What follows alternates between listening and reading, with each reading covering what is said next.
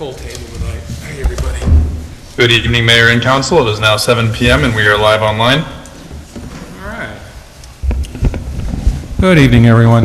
This is a workshop. Everyone, I think, knows that, but that means the council does its job getting ready for the formal meeting the following Monday. Let me just do a quick roll call. I actually see a full house in terms of council, so everyone is present. City administrator's here, finance director is here, and the highway department head is here. I'm expecting Nick Ward-Willis to be here as well, so let's get started. First item, so we're doing some budget pieces. The first one's highway, so that's why, Mickey, you're up here. All right, it's all yours. Good evening, Mayor, Council, Chris. My name, for those that don't know me, my name is Michael Manzi. I'm the Superintendent of Streets. So we're here to present our budget for the Highway Department. Just a quick briefing of our department responsibilities. Some of our responsibilities are storm basin and stormwater system management. That's regulated by MS4. MS4, basically you are regulated to do certain things. Some of the stuff we have to keep track of are storm basins, cleaning of storm basins, rebuilding of storm basins, sweeping of roadways. Along with that, kind of you tie in the illicit discharge or control of illicit discharge from construction sites. The permit has become very stringent over the last few years, so there's a lot more to it and it's a lot more in depth, and the importance of tracking that has changed drastically. Street lights, signage, garbage receptacles, street trees, benches. Those that have been here before, obviously, I kind of like refer to us as the go-to department. We also manage and clean the buildings. City Hall here, the public buildings. We have a contractor that does the public restrooms. City parks, recreational facilities, and other properties. We have 3 mechanics who maintain all our fleet, other than the firematic stuff on the fire trucks themselves. But other than that, they maintain all our fleet, police cars, water department, wastewater, highway. 55 miles of city streets we plow, obviously milling and paving, which is going on right now. We milled our streets. We're on a schedule for paving with our contractor for Thursday this week, but that may not take place because of the bad weather that it looks like we're going to be getting. Obviously, the sidewalks, ADA ramps. We just recently milled and paved the Van Eyck lot, which was a capital project. We seal coated and restriped the one behind the Yankee Clipper. So that's been taken care of, and that's some of the other stuff that we do. The one picture here on the bottom is a milling project. We got the street sweeper on the left, and then the Bobcat on the right, which is a smaller machine that helps mill around road structures. It's further in. Our department staffing.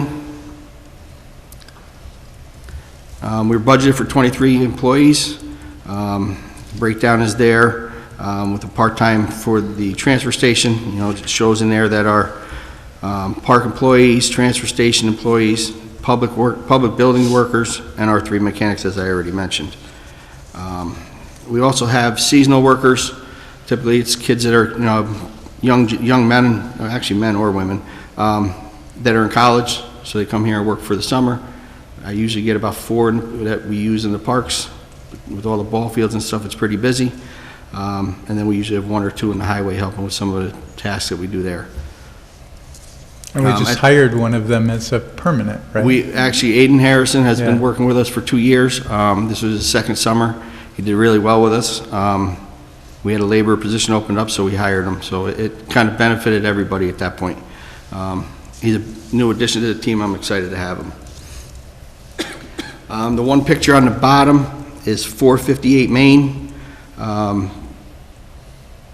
with the contractor, we worked along with the contractor to take out a heaving piece of sidewalk. We removed a pretty large tree stump, planted a new tree, and obviously poured new sidewalks to remove any trip hazard. We've been trying to plug away at least 1 a year. so we don't overburden Main Street taking all the trees down at one time. But obviously, anything we take down, we are replacing in kind. And don't skip the veterans banners, because we put 100 veterans banners in this year, and I want to thank your staff for that extra work. That's the Great. photo above that. So the veteran banners, obviously, it was approved here to increase the amount that we did. Along with that, what we did was, in order to do that, we had to go through and add more hardware to the poles to prep for the banners. Moving forward, the installation should be a little bit quicker now because everything kind of stays in place. We just removed the banners for the bad weather. I know there have been questions why we take them down. They really can't withstand the weather and the cold temperatures, and the plastic that they're made of kind of tend to crack and kind of just, it really beats them up. So what we typically do is we put them up before Memorial Day is our target date, and we get through Veterans Day, and then at that point, we kind of start removing the flags and the banners in anticipation of the bad weather. Yeah, and if I remember correctly, the volunteer group that kind of manages this, that was their ideal number. So thank you for getting that done and for supporting the volunteer-led program. It's our pleasure, for sure. And the Yeah. flowers look great again this year, so.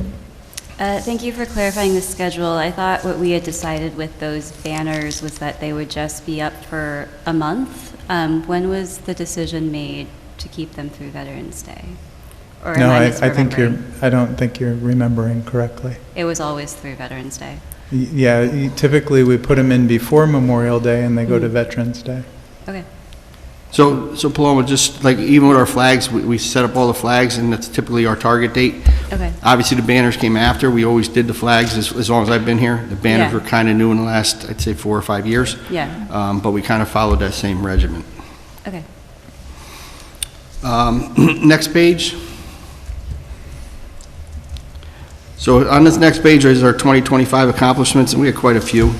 The top picture is the completion of the police locker room.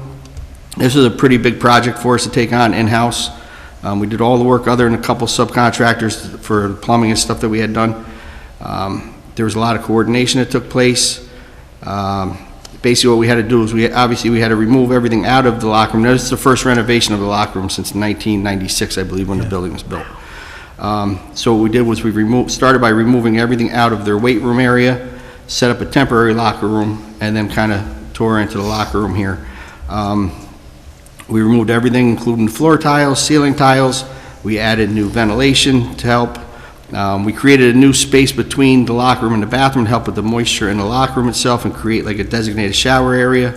Reglazed the tile in the shower, put an epoxy floor in. Larger lockers, which allowed the guys to be able to actually hang their uniforms up without having to be sideways. And like I said, there was a lot of coordination on everybody's part. There was a lot of input from everybody involved, and it was just a great team effort in general. Once we finished that, and then we continued on and we actually freshened up their weight room, new rubber tiles on the floors, some new weight equipment, fresh paint, and again, ceiling tiles. While we had this going on, we actually did some fresh paint in the lower level of City Hall as well, new base trim, some new ceiling tiles, just to spruce that up as well. I'm sure some of you guys have seen, like we did the exterior painting. I couldn't tell you, I've been here 20 plus years, and I'm not sure when that was done last. And again, what we did was we had a contractor come in and paint, but we did have our maintenance guys go through and replace any rotted material that needed to be replaced, check everything else, for any kind of rot, and then we sealed everything up with silicone when we were said and done. Couple other things, I know everybody's is aware of the boat and the structure that we had put down by Sloop Club. So we kind of set up that area for the shed that they have there, built a ramp for them, so access in and out is made easy. So that was one of the other things we got done over the summer. And then obviously, like we were just talking about, milling and paving. We have 15 streets on the list. Like I said, we're going to start hopefully Thursday, but I think it's probably going to push to Friday. And along with those, we had done 24 new ADA ramps. The ADA ramps coincide with the roads that we mill and pave. As per our CHIPS funding, we're required to do that, so we do the ramps on the roads that we are scheduled to mill and pave. Some of the other stuff that we did, obviously with the sale of the 2 firehouses, or potential sales of the firehouses. We helped to empty those. The guys really broke their humps to kind of get that done. There was, 50 years plus of stuff that had been put in there, and we kind of got them cleaned out in, 3 or 4 days each. We also got an e-waste program going down the transfer station, which seems like it's doing pretty well, and it's pretty popular. I was just asking Chris about the meeting, previous to the meeting, about the upgrades for the TV. So on here, it's assisted the court with technology upgrades. The guys came in and ran some wires and helped hang the TV here. And like I said, as I touched on before, the seal coating and restriping of the Henry Street lot. And we have the drainage project on DePeister, which is going on right now from Hidden Brook to just about Violet Drive.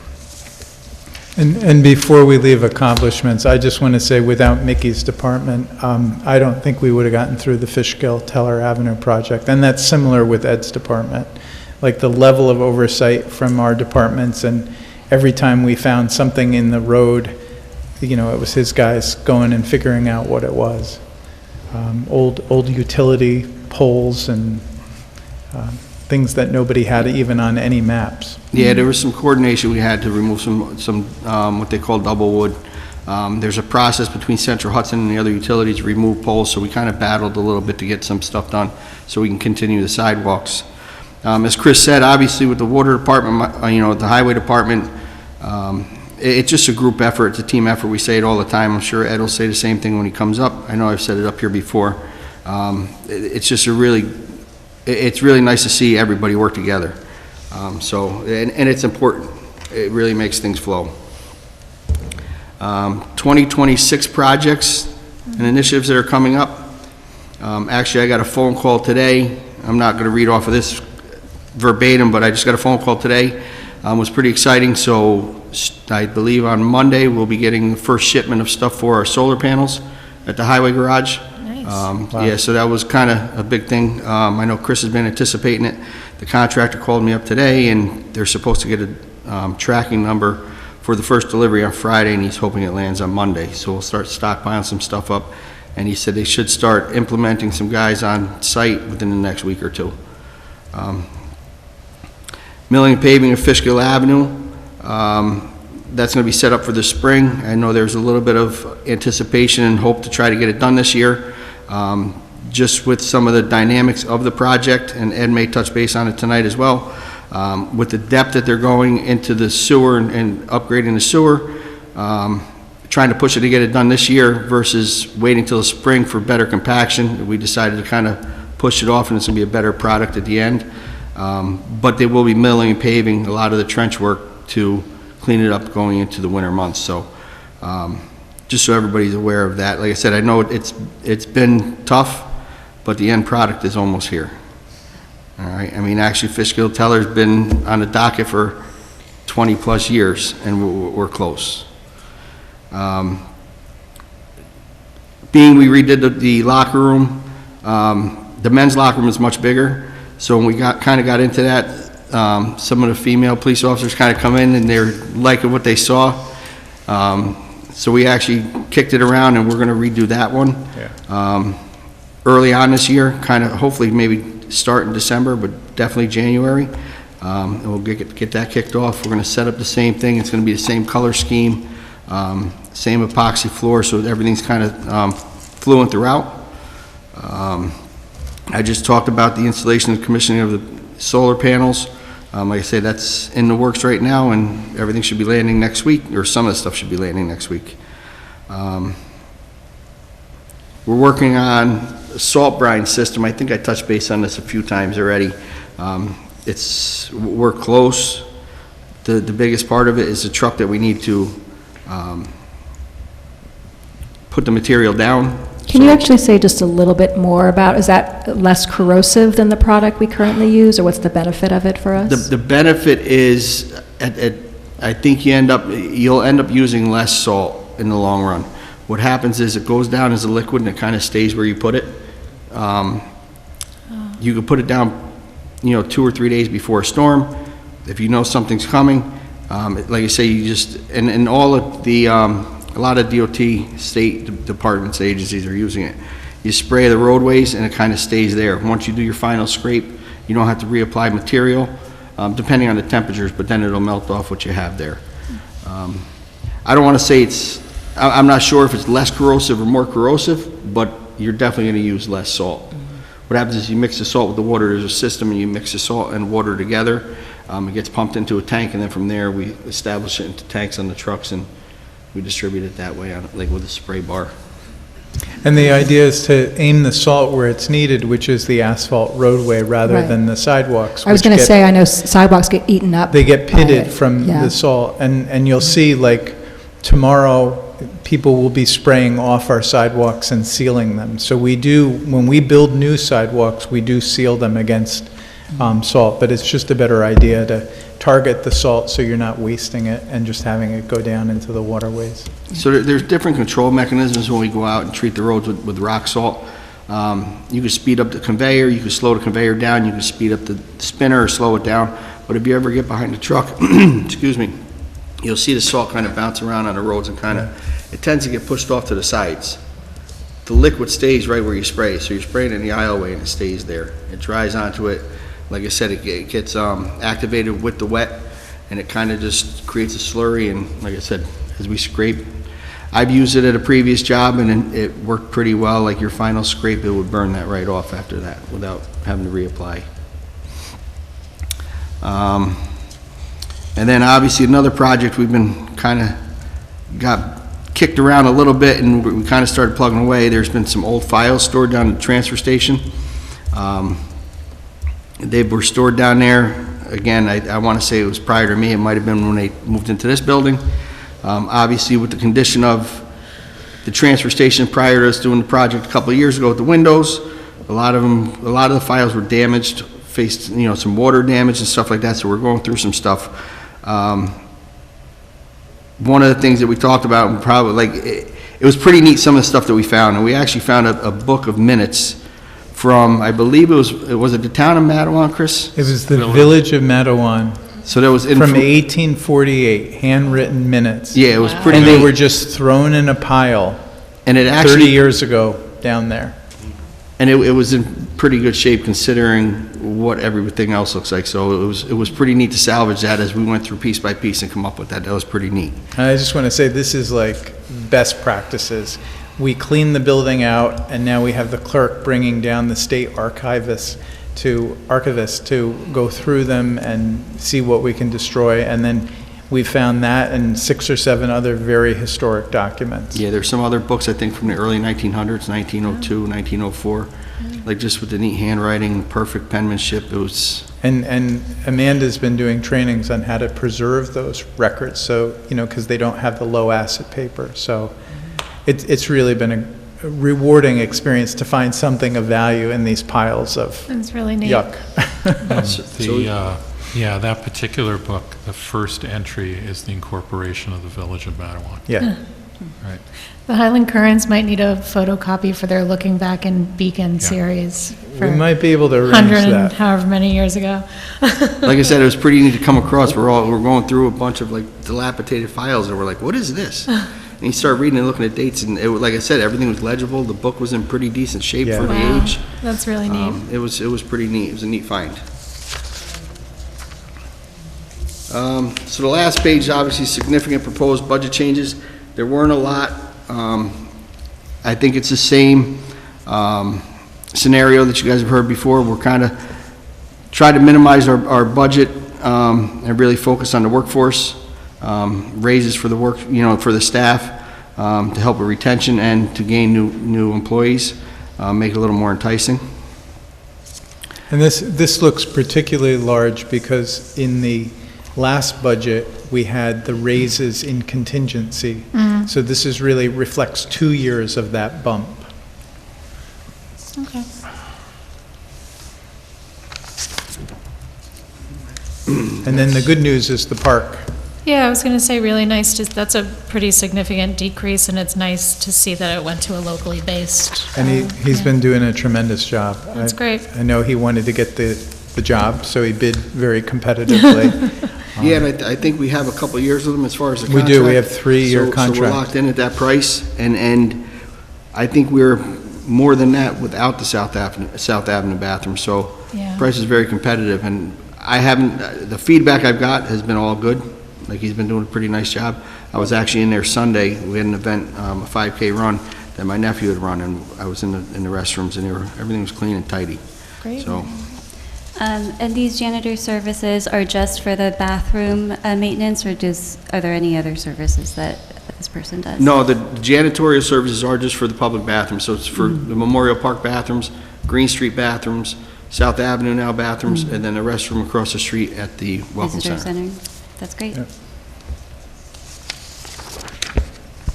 And actually, the last page, thank yous and questions. This picture here is actually one of the signs coming into town that we actually had refurbished, repainted. It was old and kind of weathered, so we had it cleaned up so that Chris can look at a nice clean sign while he's waiting to get on the bridge heading home. Thank you, Mickey. This signs reminds me, the other welcome signs coming in and out of Beacon, are those something that you all maintain, or is that, I know the Tiaronda Garden Club does the landscaping under them. We installed those, we did do that. That's a good question. I mean, I could definitely look into it. I know we did install them. It's probably been, We had them painted. Yeah. It's probably been almost 10 years. yeah. It's probably been 15 years since they were installed, but it's Yeah, probably been. I mean, I haven't noticed any wear and tear, but I have gotten some questions. You know, like the sign said, the city was incorporated in 1913, but the information that's on the welcome signs refers to when this area was settled and before it was the city of Beacon. And so I'm just curious whose responsibility the signs are, and if, you know, there are updates that anyone would like to make. I don't to know them. who had established originally what would have been put on the signs. Would you may know, But Mayor, I'm not sure. ultimately, the city is responsible for the signs. We own the signs. We will determine what's on them. Okay. But that's what I'm And saying, and I again, don't know. I think at some point when we update them, we will certainly look at that again. Great. Like when they were first put up, I'm assuming it was the council to determine what would be put on there. I would Or imagine. probably, if I had to guess, it was probably a recommendation of the Beacon Historical Society, Yeah. Society. Yeah, I know that they've gotten some similar questions that I've gotten about that. I think if we change that, we'd look We'll more take at care of our that. legal Yeah. incorporation. Yeah, I think that would be more appropriate. Thank you. I don't have any questions. I noticed that the charging stations, there's a bump this year. I was wondering, both from a budget point of view, and then I think we're doing some new ones. It falls under public buildings in your budget. So I don't know if that's a Susan question for you, just about that cost. Like, do we have offsetting revenue, just how that works in our budget? So we have two costs for the charging station. Is that on?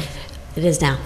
So we have two costs for the charging station. One is the actual electric, and the other is for, each charging station has a Cloud Connect, and it's a 5-year fee. I'm sorry, it's a fee, and it covers 5 years. So it just happened that these came up into the 2025 budget, and they will come up into the 2026 budget per Ben.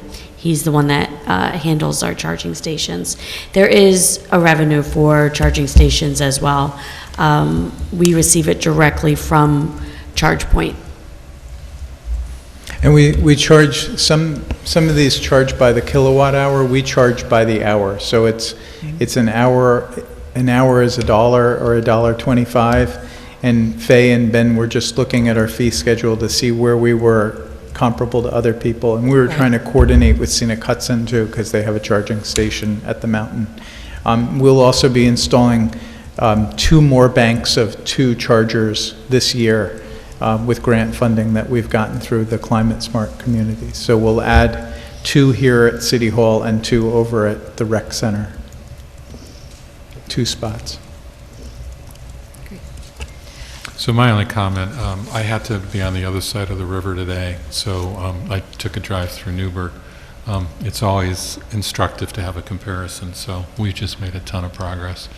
I will say their main drags have improved, but a lot of their other streets still need a lot. Look like Route 52, so thank you. Yeah, they just redid Liberty for the first time in who knows how long. Yeah.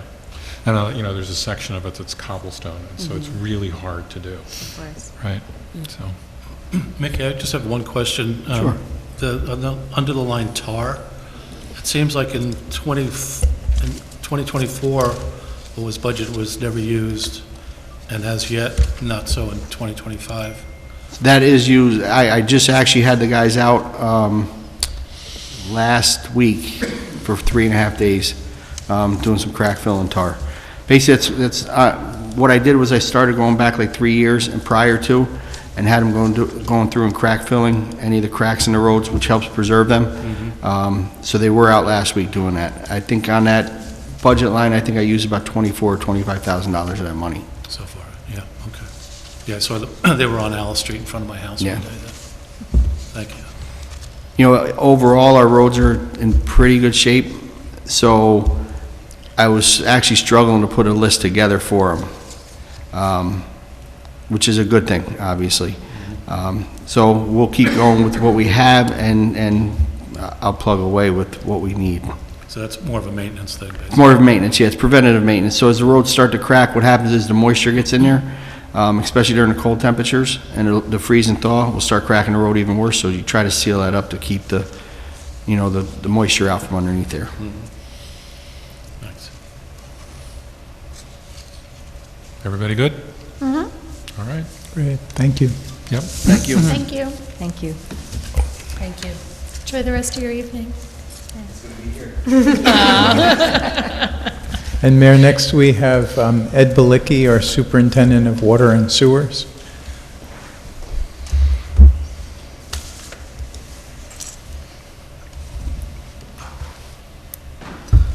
Good evening, everyone. Mayor, council, residents of the City of Beacon. My name is Edward Balicki. I'm the superintendent of the City of Beacon Water and Sewer Department. I'm here to go over our operating budget for 2025 and the future for 2026. And on the front page of our presentation is Melzinga Reservoir. If you're standing on the dam looking towards the mountain, the crest in the background is actually the backside of Mount Beacon. So if you were standing at Mount Beacon, you'd be able to look down and see Melzinga Reservoir. This little food there. The department responsibilities include all the water mains, roughly 55 miles of mains, 55 miles of sewer mains, all the apparatus that comes with it, the water valves, the roughly 580 fire hydrants, 1,500 water valves. Top of that, we also have all the water meters, 4,500 water meters that were part of a major ongoing capital project to upgrade the the reading software for them.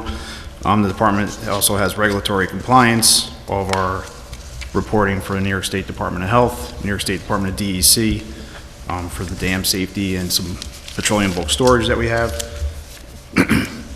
And then we have 5 sewage pump stations, recently reconstructed West Main Street Pump Station, Fishkill Avenue, Monell, Church Street, and Fairways Lane. Fairways Lane is actually located in the town of Fishkill.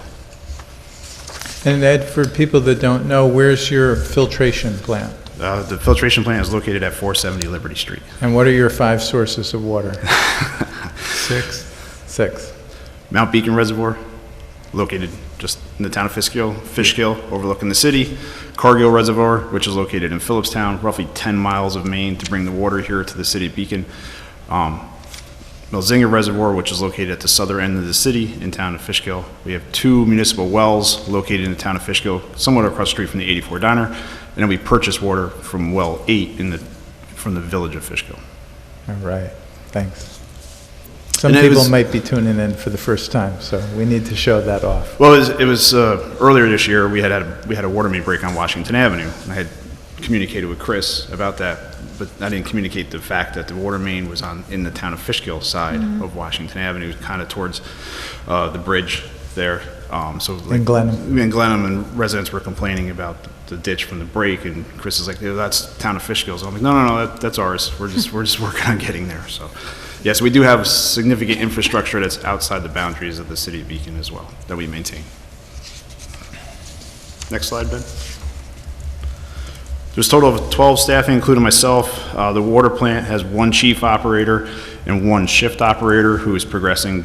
We are a 1A plant. So the shift operator is progressing to get his 1A license. Right now, he has a 2A license, which is like a second, it's the one under. So he's working on, it takes 10 years to get your 1A. He's been with us now for 10 years, so he's eligible to acquire his 1A. The plant is staffed 7 days a week, 365 days a year, including all holidays. And then we have our road crew, which is one working supervisor, the heavy equipment operators, 2 water and sewer maintenance mechanics, and 4 maintenance helpers, 2 of which were just recently hired. So thank you for that. And 2 part-time seasonal help. This year was a little bit short and truncated. Our one seasonal employee was he was transitioning to another form of he passed the firefighter's test and was going through his training, and then we had just the second employee came on late and he left for school early for sports. And Ed's road crew saved us through multiple water breaks on Teller Avenue. Yeah, we'll touch on that soon, but like that entire project from Washington's Head to where we are now it's significant, and the amount of time that the staff, myself, Chris, Highway, that has been invested in that project to get it to as close as we can at the end. We're like 85% there. So 2025 accomplishments, I touched on the water meter project, roughly 4,500 meters. Just a handful are left. With the stoppage of appointments, the contractor that we're using, Vepo, they can't stay for just trickle appointments, so we've had to absorb the remainder on ourselves. And within that too, even some of the ones that Vepo has done, there's been meter com failures and some other issues that we've been resolving after the project to get that to almost completion. Recently, the West Main Street Pump Station and Force Main is online, which is a great accomplishment. That project literally started roughly about 2015 when we started looking at it. There were from doing building upgrades to the roof and to electrical and trying to figure out how to get a permanent generator there to where we ended up. So it took a significant time to do it. The Fishkill Avenue water main and sewer main project, again, we're plugging away on that. You'll see that in the slide coming up. We had that significant manhole repair at the intersection of Main Street and Teller. That was actually started because prior to the Teller Avenue project, staff was going out ahead of time looking at our infrastructure. We know we had a known buried structure in Teller between Main and Verplank that they were trying to locate. And at that point, we had found the connection into the manhole had collapsed in the Teller Avenue side. Due to the depth of the infrastructure there and the intersection was well beyond the means of our staff to be able to do that. And so the contractor came in, worked diligently. What we were able to accomplish in 3 days was mind-boggling, and to get the road back open was super impressive.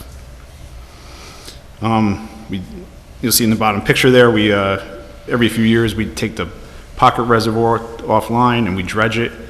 That's all accomplished with city staff. This year we had highway department helping us. The one excavator got stuck and we had to drag it out, but it was all good. We got it out of there.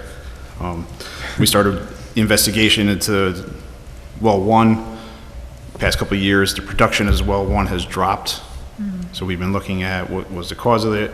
We recently pulled the pump and found out there's like holes in the column of the pump itself. So that's that was the main indicator why we were seeing the loss of production. And then our other activities, every year we help in recreation with the starting of the pool. It helps significantly having one of our staff as the caretaker there, so he's able to maintain that property year-round. So it's starting it up every year has been significantly easier for us. We reinforced the shoring along Riverfront this year with Mark as well, snow plowing with Highway, annual milling and paving with Highway, water main leaks or repairs that we've done. Recently we had that one by the dummy light right by the end of summer. That was exciting. The sanitary sewer maintenance, reservoir inspections and maintenance, and the lead service line, which was a little quieter this year due to some of the streets because we were trying to coordinate that project with milling and paving, so we're not ripping up every street. But some of the streets that are being milled, we did last year with Central Hudson, and there's other streets that aren't required because we already know the dates of the properties and they fall outside the requirements. So, but again, that's a 10-year requirement, so we continue to work our way through that. and is touching on updating on the Fishkill Avenue water and sewer project. Ben, next slide, please. Next slide. Sorry, Ben. Thank you. To date, we've hit an additional 1,000 tons of rock that needs to Cubic be yards. removed. Excuse me? Cubic yards. Cubic I yards, messed sorry. Yeah. A rock that need to be removed. Originally, we did incorporate rock into the project, but due to the depth and some of the areas there's rock, it falls away, and it comes back, it falls away. And then due to the depth, it's just been significant time for them to do it. Because one of the things that, as they dig, like if you're digging in dirt, you can dig this beautiful square column, but in the rock, because of the jackhammering, you have to start wide and progress it like this. to Ed, make sure can you get the give a shore. little more context for this project? I had questions too, maybe members of the public do. Are we doing this because we knew we were tearing up the road, or was this a project we had to do anyway, or we're replacing So the mains along here? The original Teller Fishkill Avenue project incorporated the sewer in that area. So the original project was going to be from Washington's Head all the way to the town line, incorporated that. But then we looked at doing more, because it was just really taking the pipe out that was there and just sticking new pipe in. So we looked at what else needs to be done if we're going to be doing this work. And I'm not sure if who remembers, but we had two significant breaks in that section. We actually heaved up roughly 50 feet of road of water main. So those, we felt it was prudent to get that done along with this project, to get that done, to get the area cleaned up. So now we have the sewer, which was problematic because it was flat, so we would experience backups in the area for the businesses and the residents. So we put bigger pipe in, create a greater pitch to hopefully minimize any backups in a new water main. Great. And that was, you say, covered with the funding that we received? No, it was, we took this project on separately. Okay. And Molly, what it was is, we had originally anticipated doing, I think, the sewer, but not the water. Yes, yeah. And when we first bid the Fishkill Teller project, and it came in $5 or $6 million above what we had, we truncated the project. And at that point, we started thinking holistically about, okay, we have an extra year, what should we be doing over there? And we realized a lot of this stuff hadn't ever been changed out. I mean, it's probably 100 years old, what we're taking out of the ground. Yeah, the water main dates to the 1930s. You know, so it was, okay, we don't want to open the road for ever again, but for a while. And in that stretch too, there's two water mains existing in the road. There's a significant transmission main that comes across the creek from the water plant that ties into the Main Street corridor, provides all the water to Main Street. And then there's a branch that comes off that feeds coming down Fishkill Avenue and ties in all the way down to Teller. So it's that branch that we're replacing. The original Mount Beacon water main that's what's being replaced. Great, thank you. You're welcome. Yeah.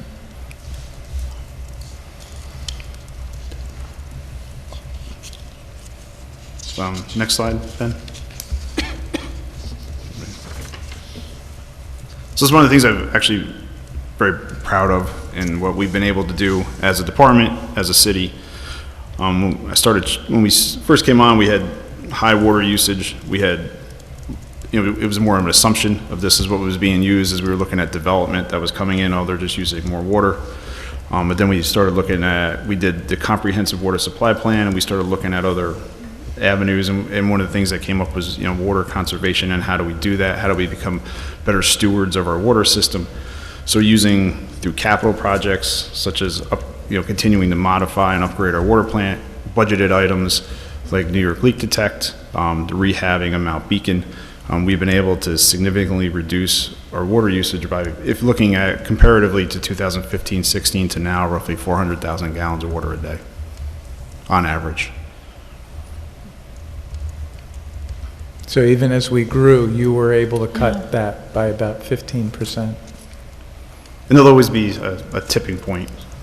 Maybe we can't get to zero, and we won't be able to stay here at, with some developments that come online, but it shows that, especially through the modernization of the water plant, there was activities that went on every day just because we had to, because the plant didn't know any better, so we had to be manually done. So we're able to do them now through when the processes have to be done, it happens at that point.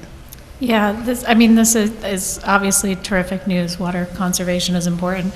And I like that you quantified it down at the bottom, that it represents 55 days of water use, like that. Or like one full Mount Beacon. So if you were to stand at Mount Yeah. Beacon and the reservoir is completely full, that's exactly how much we've been able to. Yeah, pull that's back. really significant.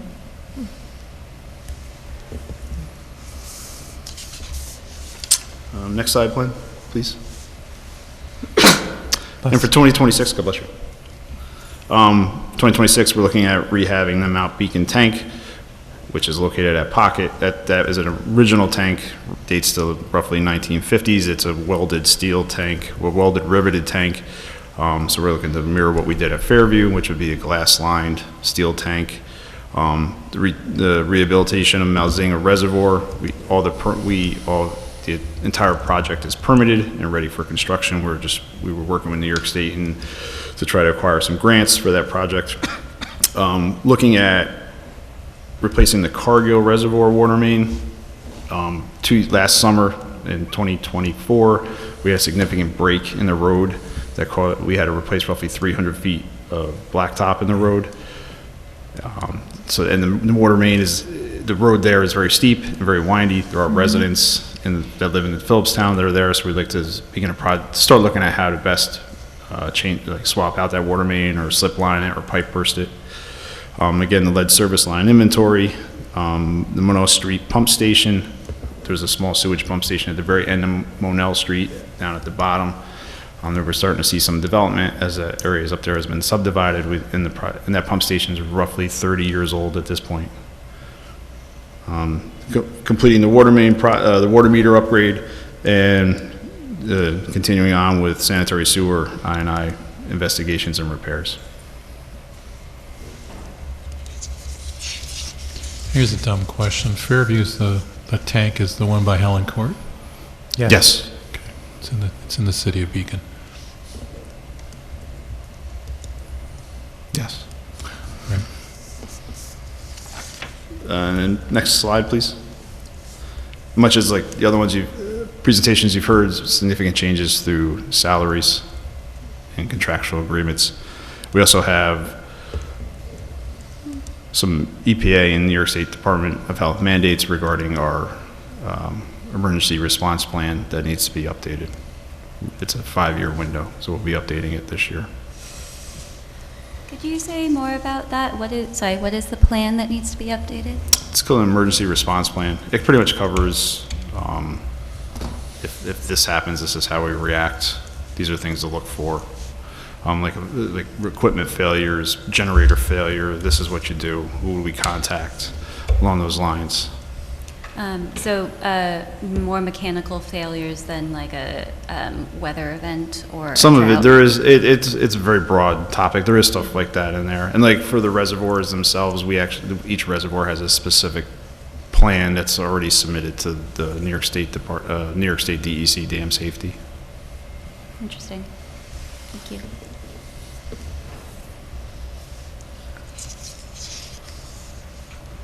And then last slide. And that's the ribbon cutting of the West Main Street pump station.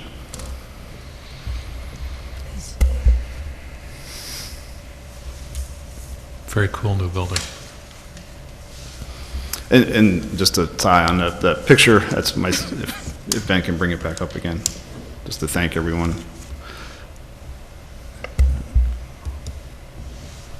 But in the slide, myself is on the left. Aaron Moore from Ty and Bond is next to me. Ty and Bond helped design the pump station, the mayor, and then John Russo, city engineer. He oversaw the project and the force main half of the project. And he and Ed both coordinated because when we were doing the force main project, we encountered part of the old manufactured gas facility that Central Hudson used to have decades ago.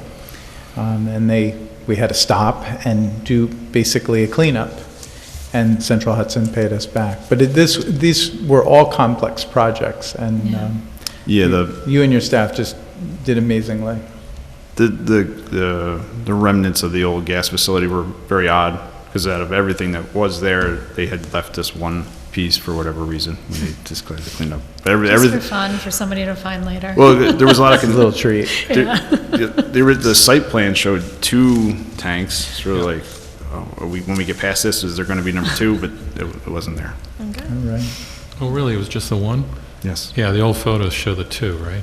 Yeah. Mm-hmm. Interesting. Yeah, no, it did, it showed 2, and we were concerned that there was gonna be 2, but there was nothing there. And then while we have you and Sue, one of the questions we've been getting is when people are going to be able to go on the portal for their water bills. And can you talk about what the timeline is looking like on that? Yeah, at this point, we were hoping to already have that function available. There is, as it wasn't positive, is the census is migrating to a different software of doing it, so there would have been a clunk in transition there. So some of the delays actually worked in our favor in that. The biggest thing is that the new meters, so the way we have a current drive-by system. It's called auto read. So when Jerry or or staff go out, that sends a command to the meter, like I want you to read, and the meter responds back, but then the meter goes to sleep. Because that's like that half of the programming. And what would happen is if we go to they don't want to work, they can work both ways, but it doesn't work both ways happily. Okay. So what we want is that continuous read. We want it to continue to read all the time and communicate 6 times throughout the day with updated data. So if we do auto read, it tells it to go to sleep and stop talking until I ask you to start talking again. So then we have to send another function again to ask them to all wake back up and start communicating again. Because there'll be times when the most recent reads, there's some meters that don't get picked up, and then we go to do a subsequent read, it doesn't want to talk right back right away.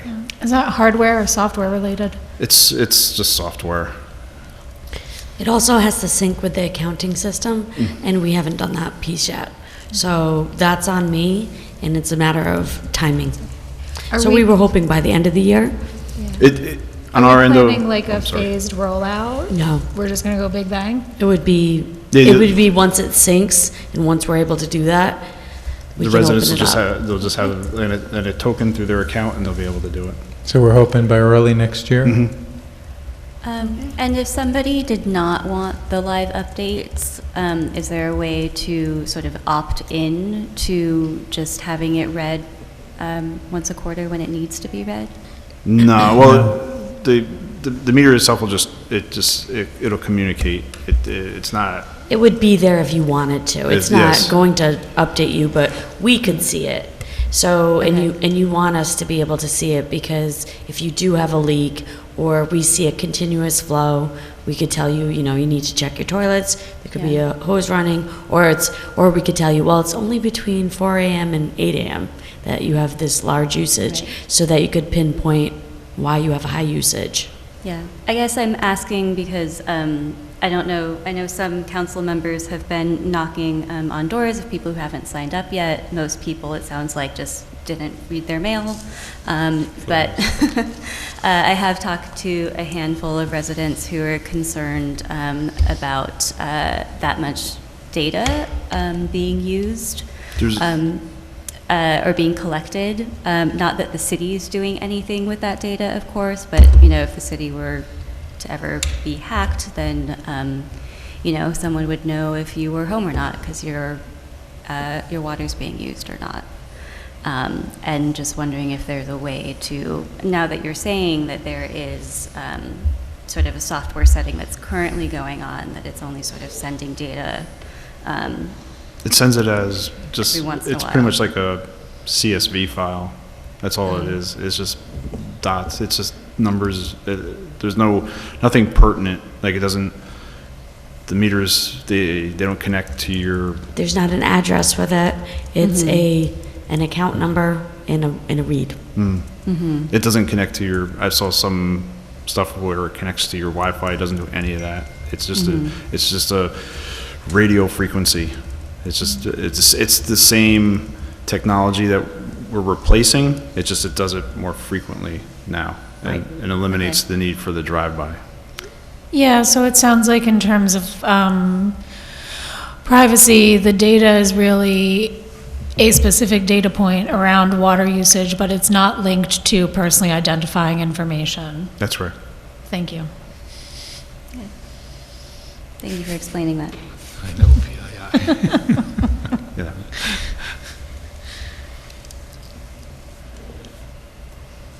All right. Yeah, I'll just add, I was the one knocking on doors. I think Molly did some too. I don't know if others did. But, you know, we got 4,500 meters. We're down to 150 that aren't in.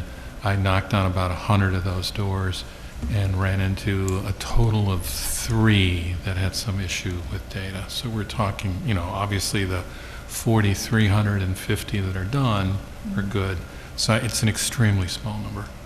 Yeah, I mean, So- it's always a good question to Yeah. think about how your data is being used and where it is and who has access to it.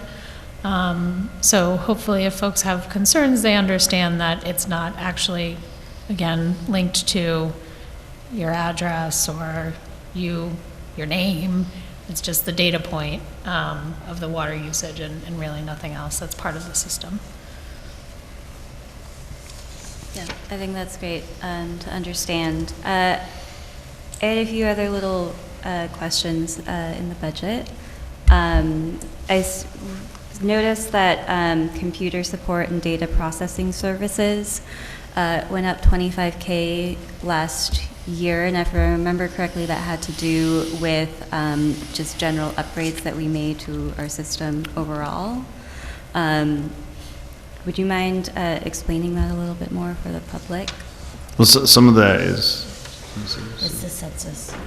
It's the census. yes, yeah. So that's for the meter upgrade. It's the support that we receive for that system itself. And that's going to be a recurring cost? Yes.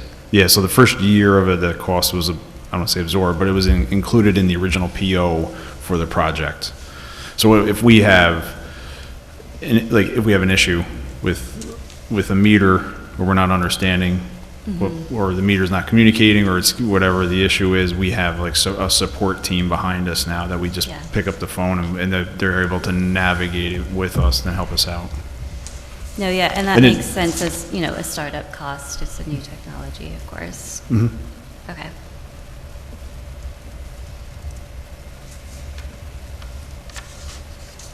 Cool. I don't have any questions. Thank you. Great job. Thank you. Thank you, sir. Yeah, thanks. You might need to help me on this next one. But we'll give Nick back his seat. If Okay. I need Yep. anything, Absolutely. we'll call you up. Sorry, you have Nick now. All right. Yeah, we can move that. Yeah, Nick was feeling lonely. All right. Hello, Nick. Susan. All right. So our chief wastewater treatment plant operator is quite sick tonight and can't make it, and I am going to do my best to go through this with you. This, of course, is a recent photo of the settling tanks at our water treatment plant. Ben, next slide, please. Are you going to say anything poetic about the beauty of water? Am I going to what? Say anything poetic about the beauty of clean water? I feel like David always says something beautiful at the beginning of his presentation. Did you see my last slide? No, I No. haven't. All right. Did he So bring a let's- glass in one time? Did I he don't bring know. a He's glass? done that with me. Like, I don't want to see that. Like, Was it all you? right. So I may not wax poetically like Dave, but I'll try to get the message across. As most of you know, Ed deals with the sewer system, which is the collection of wastewater through the network of pipes. And then all of that goes to our wastewater treatment plant at 96 Dennings Avenue, where we receive about 3 million gallons of wastewater each day. And we're actually set up to process about double that. And some of you know when we have storms, one of the reasons that Ed is working on I&I is that goes up to as high as 18 million gallons or more per day. And our our function down there is to take all of that water and separate it into parts, solids and water, and then disinfect it, filter it, and put it back into the environment. And to do that, we're highly regulated, and we need to make sure that what's going back in is safe for the environment and safe for public health. We are a 4A plant, which means we're the highest regulated type of plant. Unlike the water plant, the lower numbers for the water plant are the largest. And for us, the other way, it's 1 is small, 2 is small, 4 is the largest. And we use activated sludge to break down some of the components of the wastewater. We also do continue to accept haulers who bring in about 750,000 gallons a week that we process, and that constitutes about 1/3 of the revenues that run this department. Next slide, please. So the department staffing right now is authorized for 10 full-time employees, but as we've mentioned before, we're at 9. We have had some trouble replacing our senior maintenance mechanic who left early last year. We continue to advertise that job and try to get someone in. We're using contractors for some of the things that they would do, and also some of the capital improvements we've done have obviated the need to have so many repairs. But we have the chief operator. Under him is someone who also has the operating license for 4A.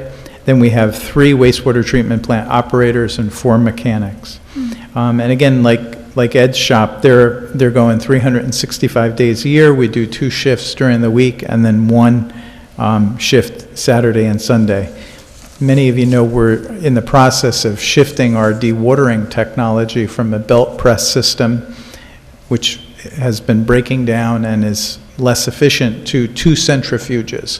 And once we do that, we may compile the shifts so that they overlap by an hour or 2, or maybe even just 1 shift.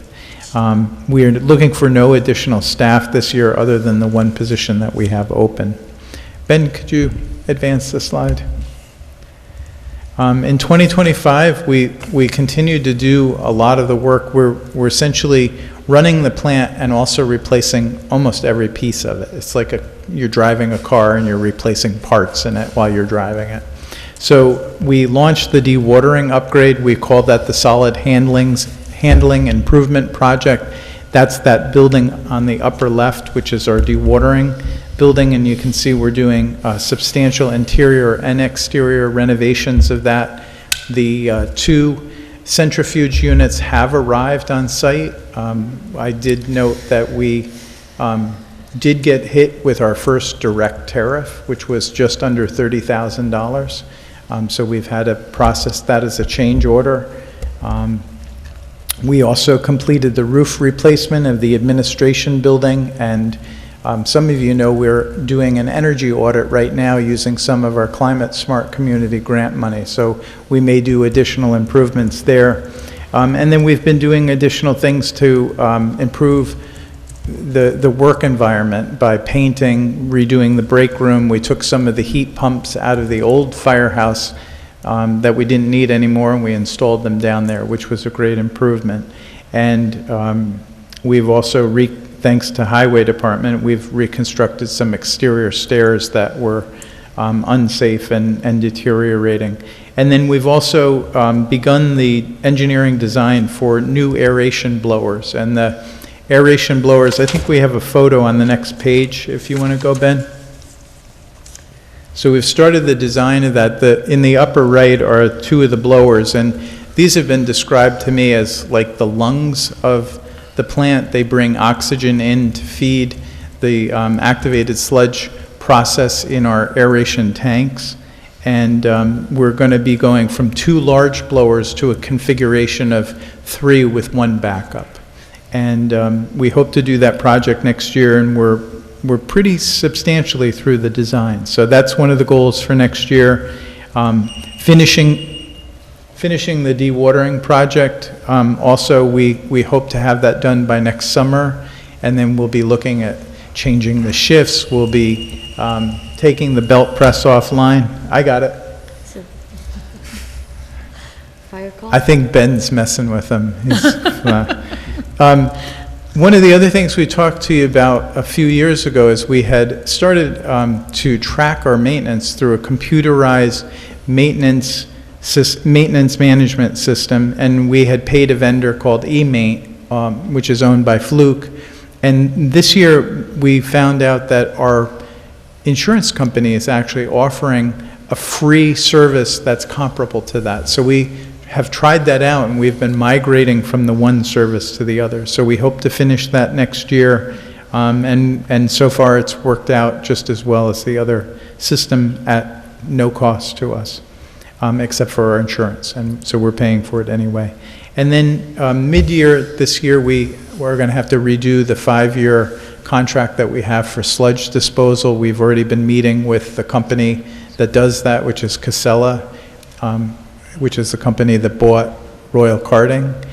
So we've been having conversations with them about a possible arrangement like we do with Royal Karting, where they don't raise our fee a lot, and we work out an extension with them.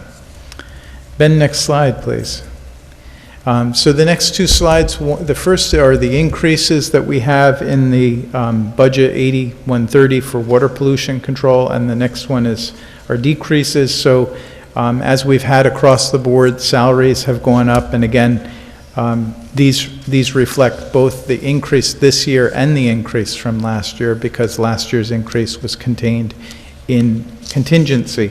That's also affected the overtime, but we have also been staffing the plant more overnight when we've had these heavy rains, and just to make sure that we're not losing motors, we're not having flooding that causes damage. And then chemicals have been, we used 3 primary chemicals, and one of them we locked in on a good deal. The other 2 have been harder to control. And again, we're going to be looking at the use of polymer and our stabilizer as we use the new system. Next slide, please.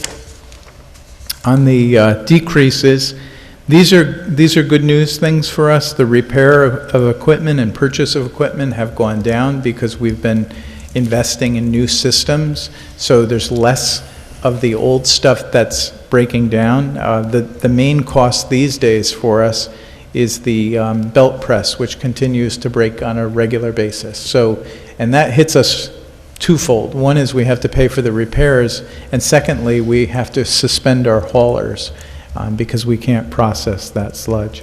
And then, as I mentioned, our software and support, part of the largest part of that was that eMaint contract that we have, and we'll be replacing that with a NYMER product. Next slide.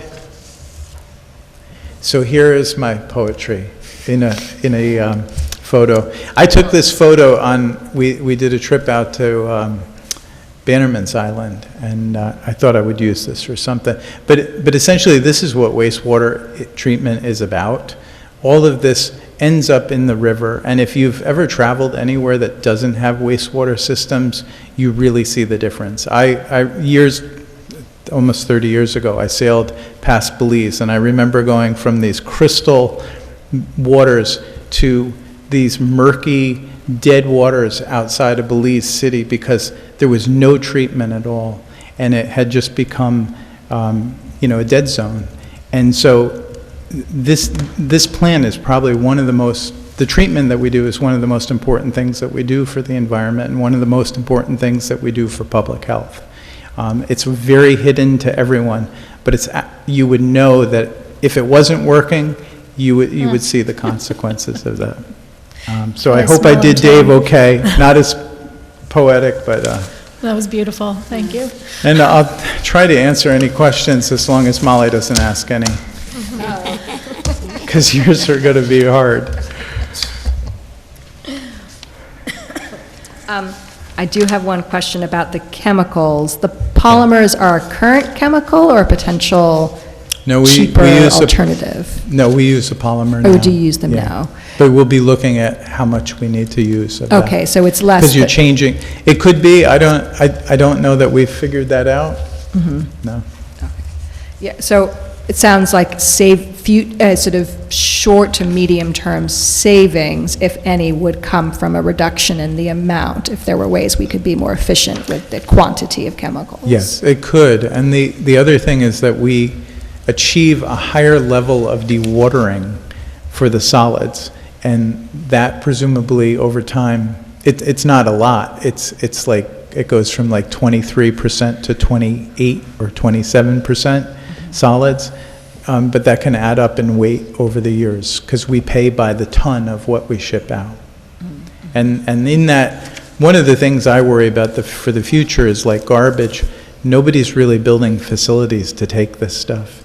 In the Northeast region, we've lost a lot of the incinerators and and also the landfills that take this. So there's a less and less place to take it, and I think, we're doing the right thing by trying to reduce the amount that we need to send out.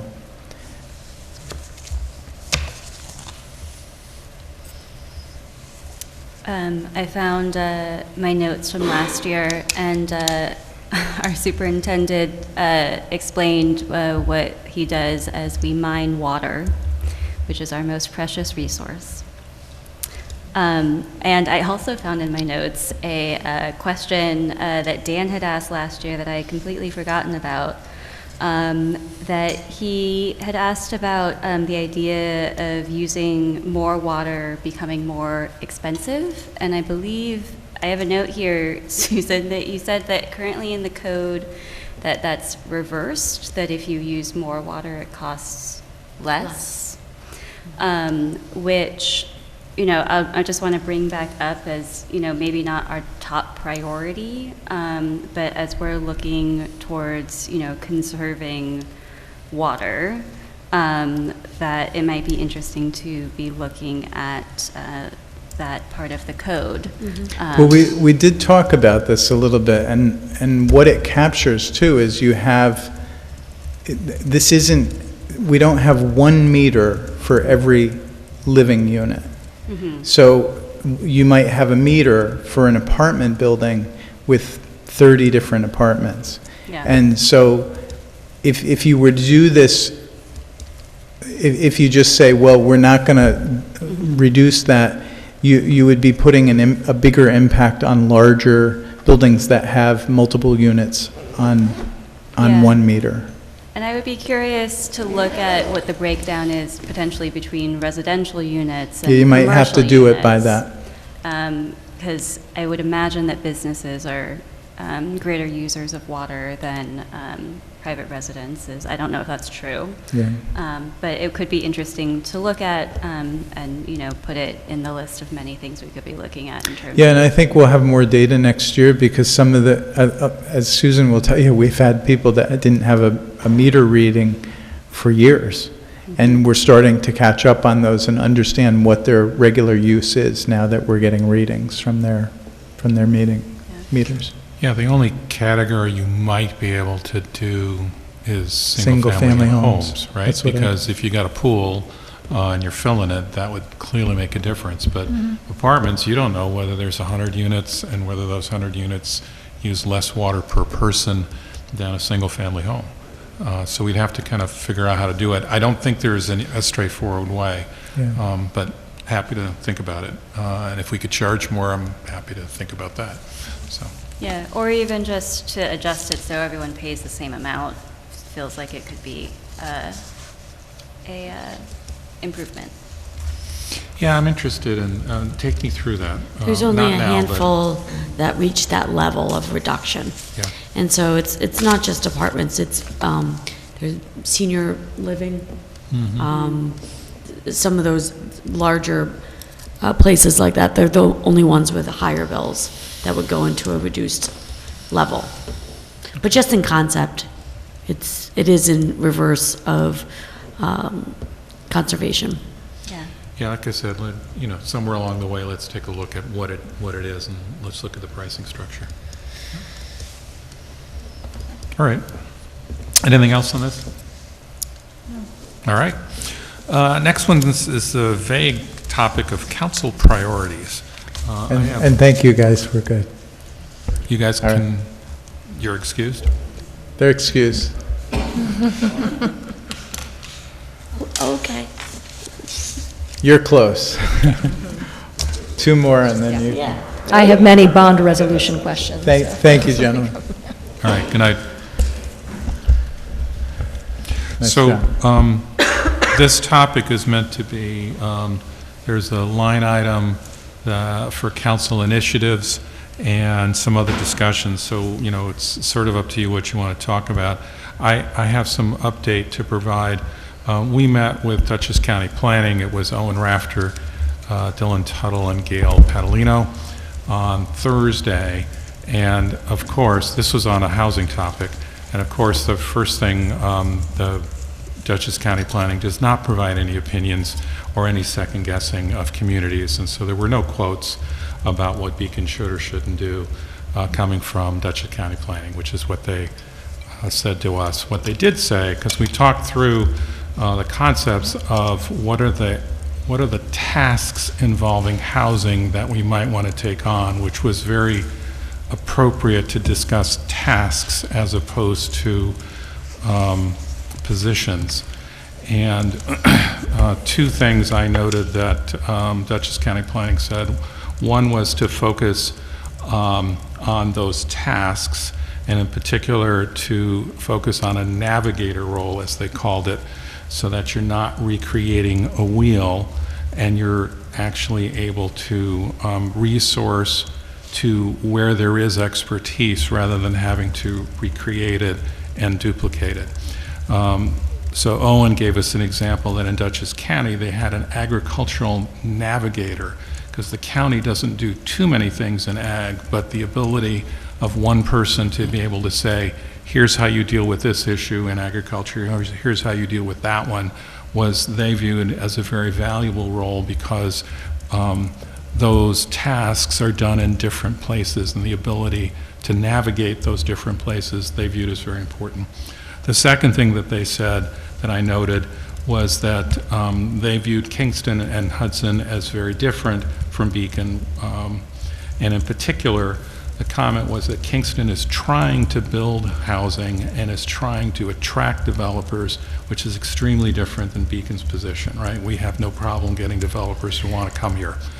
The roles in both places are about trying to attract construction. And again, we don't seem to have that problem. The other thing I would add is I looked up on LinkedIn the individuals that work for those two communities, the backgrounds that they have. One is an urban studies master's, the other is an urban planning master's. One was a transportation planner for a couple of years before becoming a housing coordinator. The other worked in a non-governmental organization for a couple of years. Neither had any specific housing experience, and so it was learning roles, which is not surprising. What I find interesting is that the person that we're trying to get to do this has far better qualifications than we could probably hire. So the last thing that I was told by the county was that after we kind of reviewed the tasks that we were looking at, was I'm not sure they saw sufficient gaps that the city needed an FT, a full-time equivalent. So those are the things I would pass along that seemed pretty consistent to our view, which was to look at the individual tasks, to build those tasks, you know, sort of one at a time, to have a kind of a sharing role or a coordination role, which they call navigator, as opposed to having to do everything on our own from the start. So that's what I kind of heard. Okay, Chris, no, you weren't on the call. Ben was on the call. Before you go on, what was that, to clarify, what was the last thing? What was the last thing that you had said about the FTE invoice? They didn't see enough gaps that would require the city to have an FTE. To have an FTE, right? And so our view is pretty similar, which is why don't we start and see what we end up needing. Another difference, again, was just the tasks that those places require. I think we mentioned that Kingston has 100 what are called zombie units. They used to have 300, which are the ones that the city doesn't own yet, but has effectively been abandoned, and they have to care for them.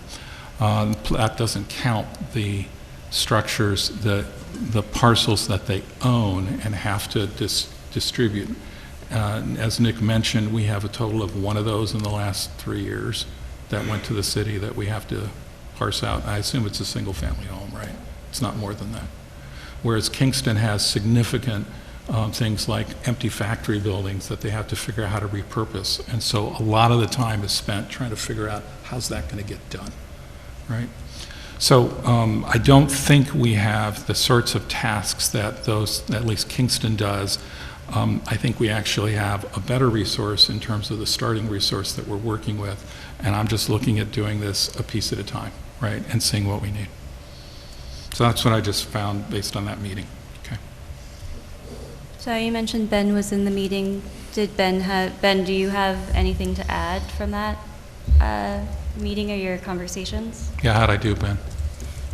I thought that you summarized it very nicely, Mayor. I think one of the things that came up during that is also that we have an amazing planning and zoning resource already, Natalie, who is completely experienced. She actually, I believe, worked for the city of Poughkeepsie prior to being a consultant at KARC. So we heard through the conversations with the public a lot that was something, a skill set that they value very highly.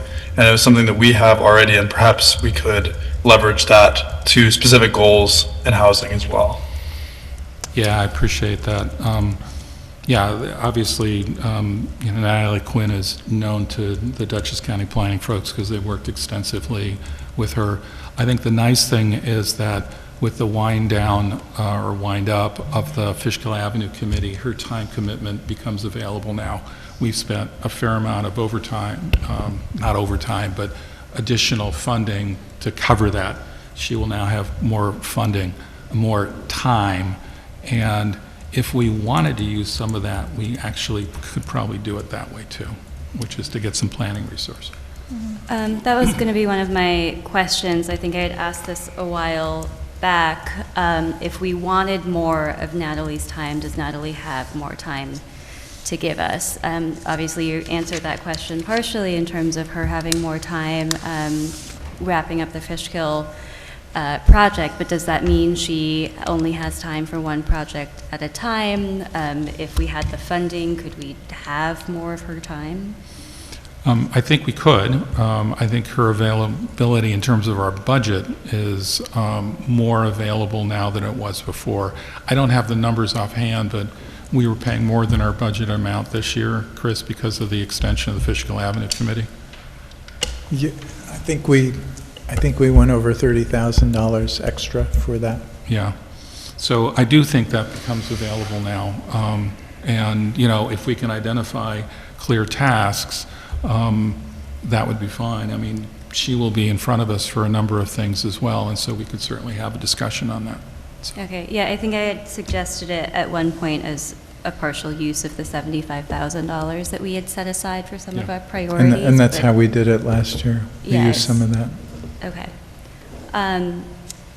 So I have a few other questions, but if someone else wanted to chime in. Yeah, I just had a question about, as one of the tasks is attracting construction, I think we don't have a problem attracting developers and so on, but we do have, I think, a challenge about attracting affordable units. And, we see in Newburgh, there's been a recent East End Lofts, all affordable units, not just a percentage, but all. So the position that we're talking about would be looking for opportunities like that, money's available at federal and state level.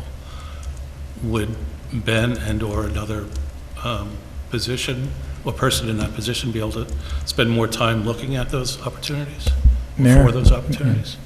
I would just put it back that I think it's a little bit different question. A lot of the developers that do this already are well acquainted with the tax credits that they need.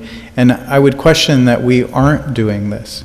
2 Cross Street, which is under construction right now, is 18 units, all affordable. and some senior. We supported both of they identified what grants they needed to make that happen, and the city gave them strong support on both grants that made that 100% affordable. We have a conversation later this week with the Catholic Church about the future of the Carmelite monastery that's closed, and they're looking at affordable housing as well. And again, that would be something where they navigate. They do this all the time, so they know the two buckets of state tax credits that they can most often hit. We've had that same conversation with Ken Carney, who was interested in bidding at some point on Camp Beacon. Again, I don't know where the state is on that right now, but I would just say that's not something that any municipality really advises on. The developers who do affordable housing really know that. And Jonathan Rose, for instance, who's going to do the TOD if it progresses, we had a conversation with him about him going after tax credits so that the 10% affordable is the floor, not the ceiling. Right, and there's nothing we can advise either that person, Jonathan Rose, or the other one, Ken Carney, that they don't already know. No, Right. I agree, but just how do we keep attracting them? I know Ken Carney has done projects here. He's also responsible for the ones in Newburgh that are recently completed. Yeah, I mean, if you think about it, it typically involves low-cost starting points, right? So the lot next door was a city-owned lot. Right. We've talked with Ken, and his interest is around Camp Beacon, and to which I've actually encouraged, well, maybe all the agricultural lands in the prison area. Because if you have a starting point where the cost of acquisition of the land is zero, then you can do a lot with it. If you have to pay, inordinate sums for our real estate just to get vacant land, it becomes much more difficult. And we've had other conversations. There's a possible future development along West Main Street that would be affordable. The mayor and I had multiple conversations with the Beacon Housing Authority about them building out new apartments in some of the underutilized parking areas that they have, and we'd still be open to that conversation. One of the things that we hope Ben will be able to do next year is convene people that work on this in Beacon so that there's regular communication and we can begin that dialogue again. We have a new executive director there. We haven't really engaged with the new executive director on that question because she had a lot of other projects going. In that conversation with Dutchess County Planning, what also came to light was, remember, our 10% inclusionary offers nothing back, right? And we're the exception in the region in that area. If we actually want the number to go higher, we should be offering more units, something, right? Units are usually the easiest way because it gets you more housing and it doesn't cost you tax revenue, right? It actually increases your tax revenue. So But that we're adding 18 units for 2 Cross Street is pretty significant. I don't know of another municipality that's doing that without county support. I think a couple of the towns are trying to do projects, but... And then the ADU program that the Hudson River Housing put together, we contacted them and asked them to get involved.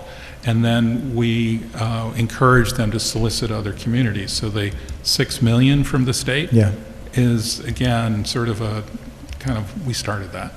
Yeah, no, I'm not saying that we're not being proactive. I just think if we have someone like Ben, if Ben has taken on this position, this is a priority. This is constantly looking for opportunities. And I think that's necessary and needed. Yeah, and it may be a combination of a Ben role or a Natalie role, right? The way that we're thinking about it, right? And instead of trying to hire someone who knows nothing about Hudson Valley situation or the specifics of New York State, which were the resumes that I saw that started in those roles, that I'd rather start with expertise, right? Yeah, I think it's definitely better than starting with nothing. I think making some action to progress on this is very valuable. And we've discussed having a job description just so we understand the full spectrum of challenge that's going to be on his plate, Ben, talking about for this.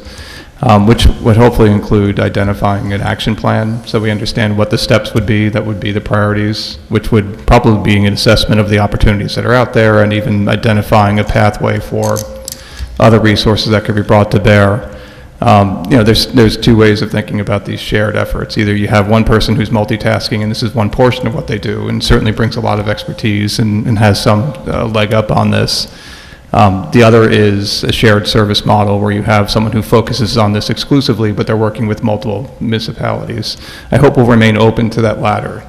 I agree. We're doing that, though. We do that through Hudson River Housing. I mean, we have they do all the monitoring and compliance for our BMR units, Right. and they're working with us on ADU. So we were already on a shared service model. Sure, no, there's probably multiple ways in which we're utilizing shared service models. I think just for this specifically, I hope it's part of maybe the exploration that Ben would do in the position to keep open to what might be beneficial in terms of someone who completely focuses on these topics and thinks out of the box on some of the things that could be brought to bear. Yeah, I think one of the steps that I'm offering, or at least hearing, is that we need to get kind of Natalie, and if Ben's going to do a portion of his time, just sort of sit down together, probably bring Nick in, and also kind of talk about what kinds of things, especially based on this discussion, might we want to target. Yeah, I would maybe even also add in Brian from the building department. Like, I know for a while we've wanted to have a report about what short-term rentals, just what's our general stock, and also what's the efficacy of our current law. I know that we've had a change in the head of our building department, so it's not all been because of capacity, but I think including there too, that also kind of relates to housing and what there might be something there that in combination, if we add these all together, might move the needle somewhat in the direction that many of us sitting around this table would like. Yeah, no, I think that's a good point, and another example of kind of bringing in expertise, because I think you've got in your ward an instance of someone asking about a short-term rental, and Brian going through the process and concluding, well, they've kind of meet the letter of the law, and it's like, okay, how many of those are you finding?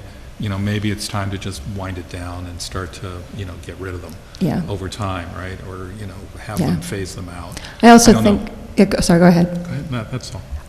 Brian, too, might be good. I've had questions about our rental registry process, kind of how the inspections, what we want, and that's both for tenants and for landlords, sort of what do we want, what are the systems we have. And I think some of this hasn't been looked at in a while because there hasn't been capacity, and so there might be things there that kind of at least improve the process. We've talked about creating new units, and that's definitely important. I think also, how do we maintain the units we currently have? That, given what we have in our rental protection law and good cause eviction, sort of means that they might not increase at the same rate of rent as some of our newer units, so we also continue to want to come online. And so I think sort of looking at where there might be opportunities there to strengthen those processes, maybe modernize them in some ways, I think could be good, and bring in the expertise both of Brian and figure out, well, what's the capacity? Because it might be that there are future roles and departments that aren't necessarily just have housing and sit centrally, but could help kind of create and work towards this larger vision. Okay. I also like actually the idea of the finance department too, because if we're going to be applying for grants, that as you know, you need people to administer them and to kind of follow up on them. And so I think it kind of takes the full team of the city to actually make some of the things we're talking about possible. Lee, you've brought this up twice, just kind of mentioned it about possibly eliminating short-term rentals. Yeah. And I think it's worth a discussion sooner than later. Yeah, I'm thinking we would pick it up in the new council, right? Yep. And I think having Brian kind of talk through how easy or hard is it to enforce is probably where we're going to want to focus, right? Because we try it out, and you see, and over time you may make changes. I mean, we did a ground floor apartment phase out 30 years ago that made a huge difference. It's not something you have to get perfect, right? Yeah. And I'm not sure exactly, because I think there are some instances where they fit in a home, and there are other instances where it's too hard to sort, and maybe we should be looking at it. Yeah, New York City has done it. Yeah. Yeah. Right. The one thing we heard from planning, remember this, Ben, was I think it was Dylan Tuttle who was on the call, is the short-term rental expert for the county.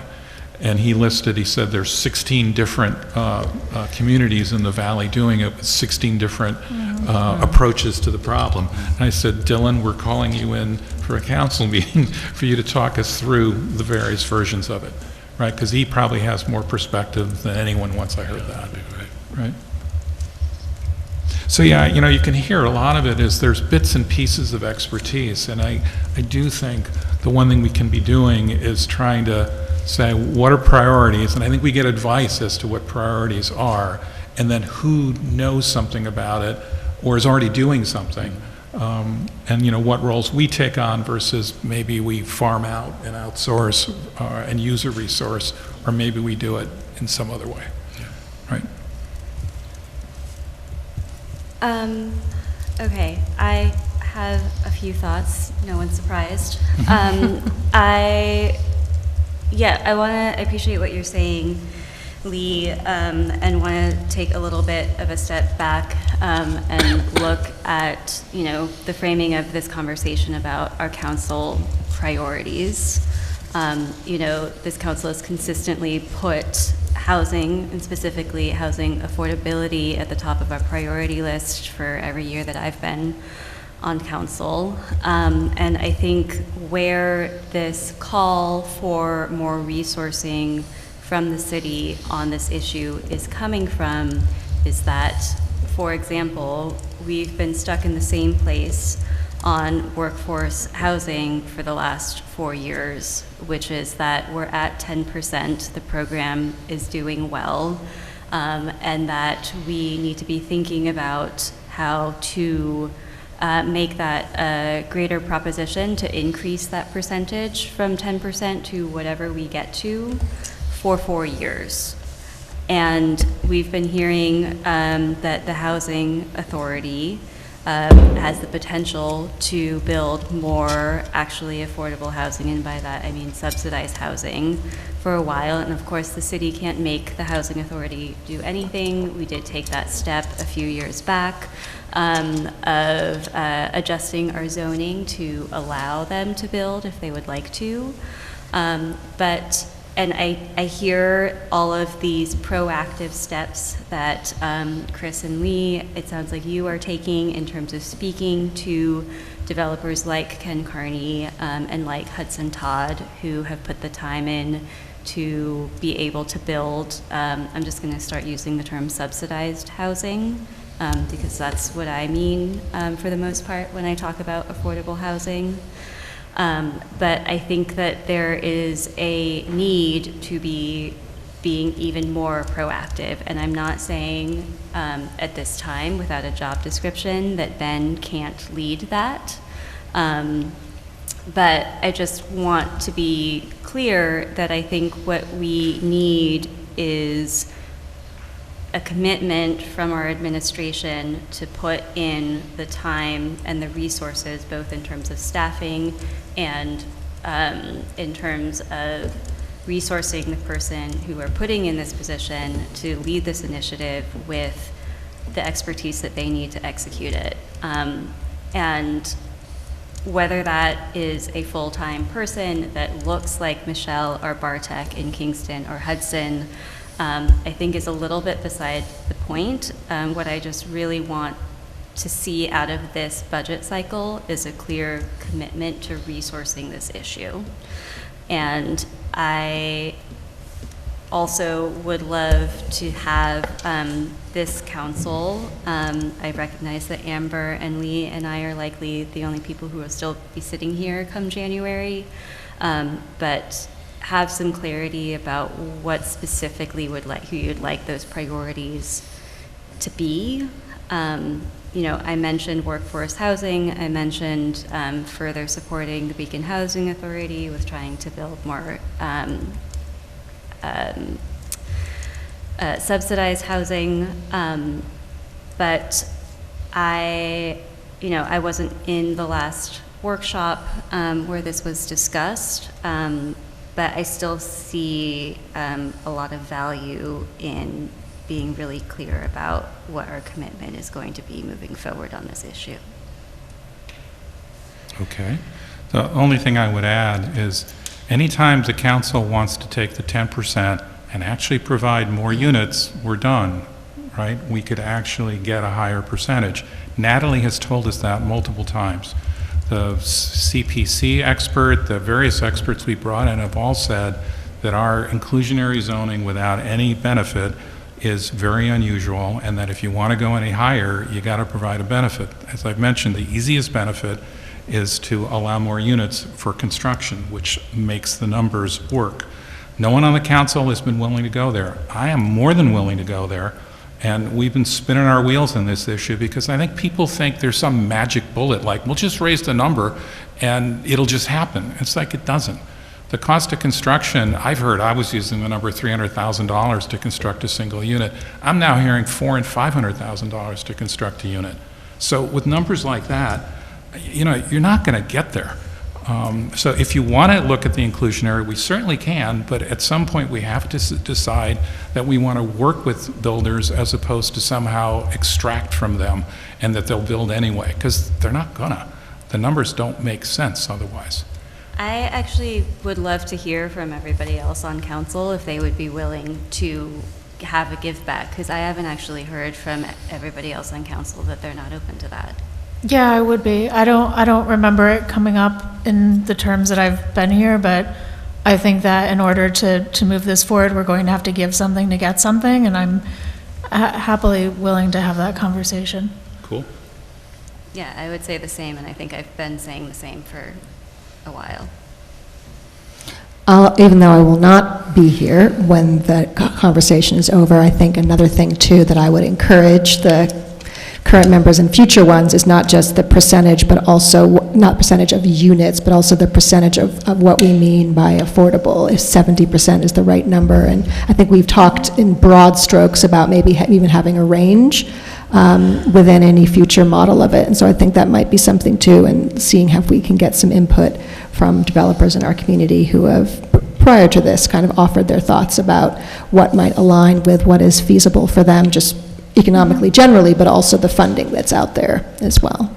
Yeah, I'm seeing examples of that in some other code that I've looked at around affordable housing where they have the workforce and like another category, and they define those AMIs a little bit differently, but that the kind of core concept of it's X% per unit, and then there's some interesting creative things like, you know, reduced application fees or increased building density that, you know, make those metrics a little bit higher. I think understanding the impacts of givebacks, you know, whether it's fiscal, you know, impacts on infrastructure and so on, I think those kind of numbers would be really important to, in terms of that conversation. Mm-hmm. Yeah, agreed. To know what we're actually giving, not just not receiving taxes, but what are the impacts on the community. Agreed. The, you know, the other thing that the county said, and we asked this question, which is you guys actually observe what we're building. Do you think anyone else in the county is building as many inclusionary or affordable units? And, you know, we're already, I'm going to ask them to do some sort of a chart as to where construction has occurred and of what kind. Because I think what you're going to discover is we've done a lot, actually. When you look at next door, which is, I think, 3/4 subsidized, all of the inclusionary units, which I think are totaling 50-ish, so something like that. The senior housing, 3 different complexes worth of senior housing, the rebuild of Tompkins Terrace and the commitment for another 40 years. You know, I think what you would discover is we're well ahead of everybody. The exception might be Poughkeepsie, the city, but I'm not sure. So I'll ask for that, okay? Yeah, I would be very curious to get actual numbers on that because, of course, Poughkeepsie is the only other city in the county. So I would be curious to understand how that's a meaningful comparison to anyone else in the county when we're the only 2 cities in the county. And I'm not saying that you're not wrong, that we might be proportionally outstripping Poughkeepsie, but I would like to actually understand that. And I think that, you know, regardless of how we're comparing to other communities in our county, we're hearing again and again, like, yes, thank you for next door having 50% affordable, but they also, from what I understand, have a 5-year wait list. And, you know, Beacon Housing Authority also has a several years long wait list. And so I think that we still need to be doing everything we can to be ambitious enough to meet the need. Yeah, you know, the other data point is the county's housing study where they identified fair share. Our fair share was 5 affordable units a year added to the stock. We're doing far more than that. And from what I can tell, that, you know, the towns do far less than their fair share. There's a reason that the county came up with that, which is that the obligation to do so needs to be shared across communities so that the burden doesn't fall on the cities that actually have, you know, already a lot of supportive housing in them and can't actually have the capacity to do all of it on their own. And we need to be careful.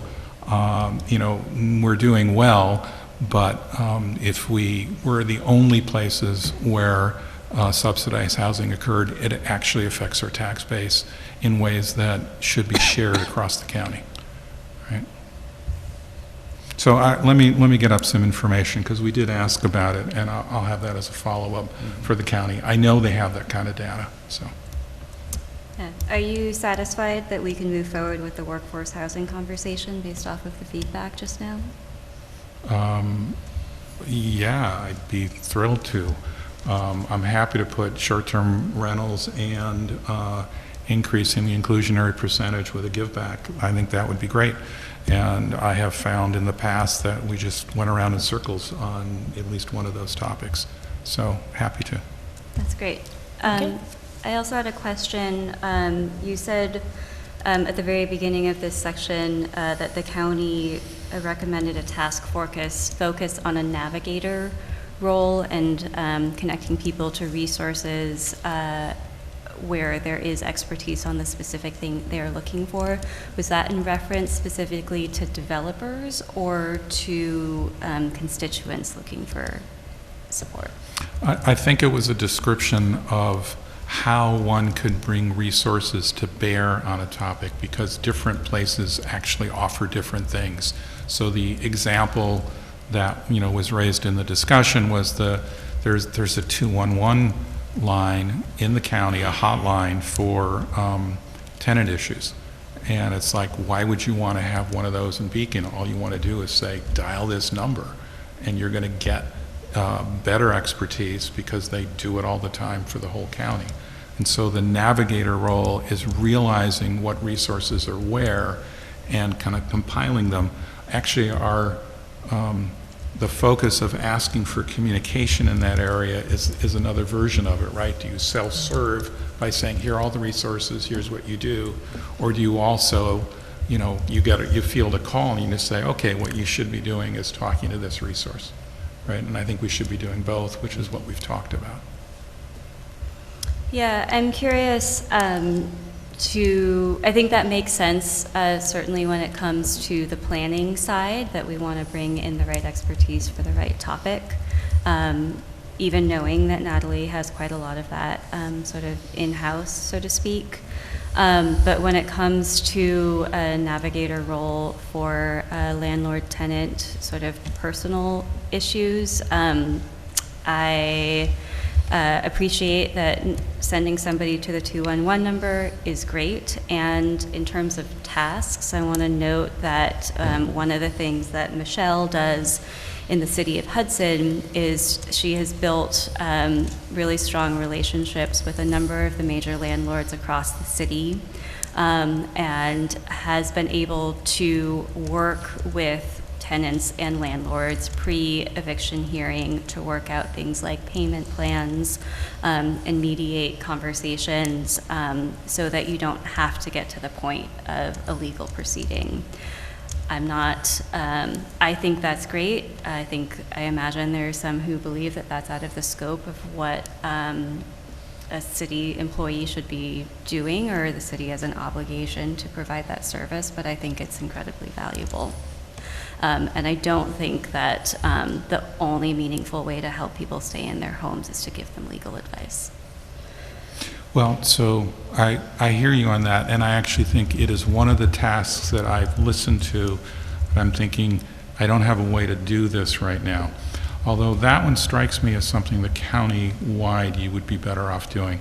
What I heard in Kingston was that Kingston is much more heavily renters than the rest of the county. And so they sort of within the city have a ton of like half or more of the renters, I assume. Whereas in Dutchess, we're a tiny percentage of it. So I'd much rather say if we're going to look for someone to provide that kind of counseling or go-between service, that we would want to talk to the county about it as opposed to trying to do it ourselves.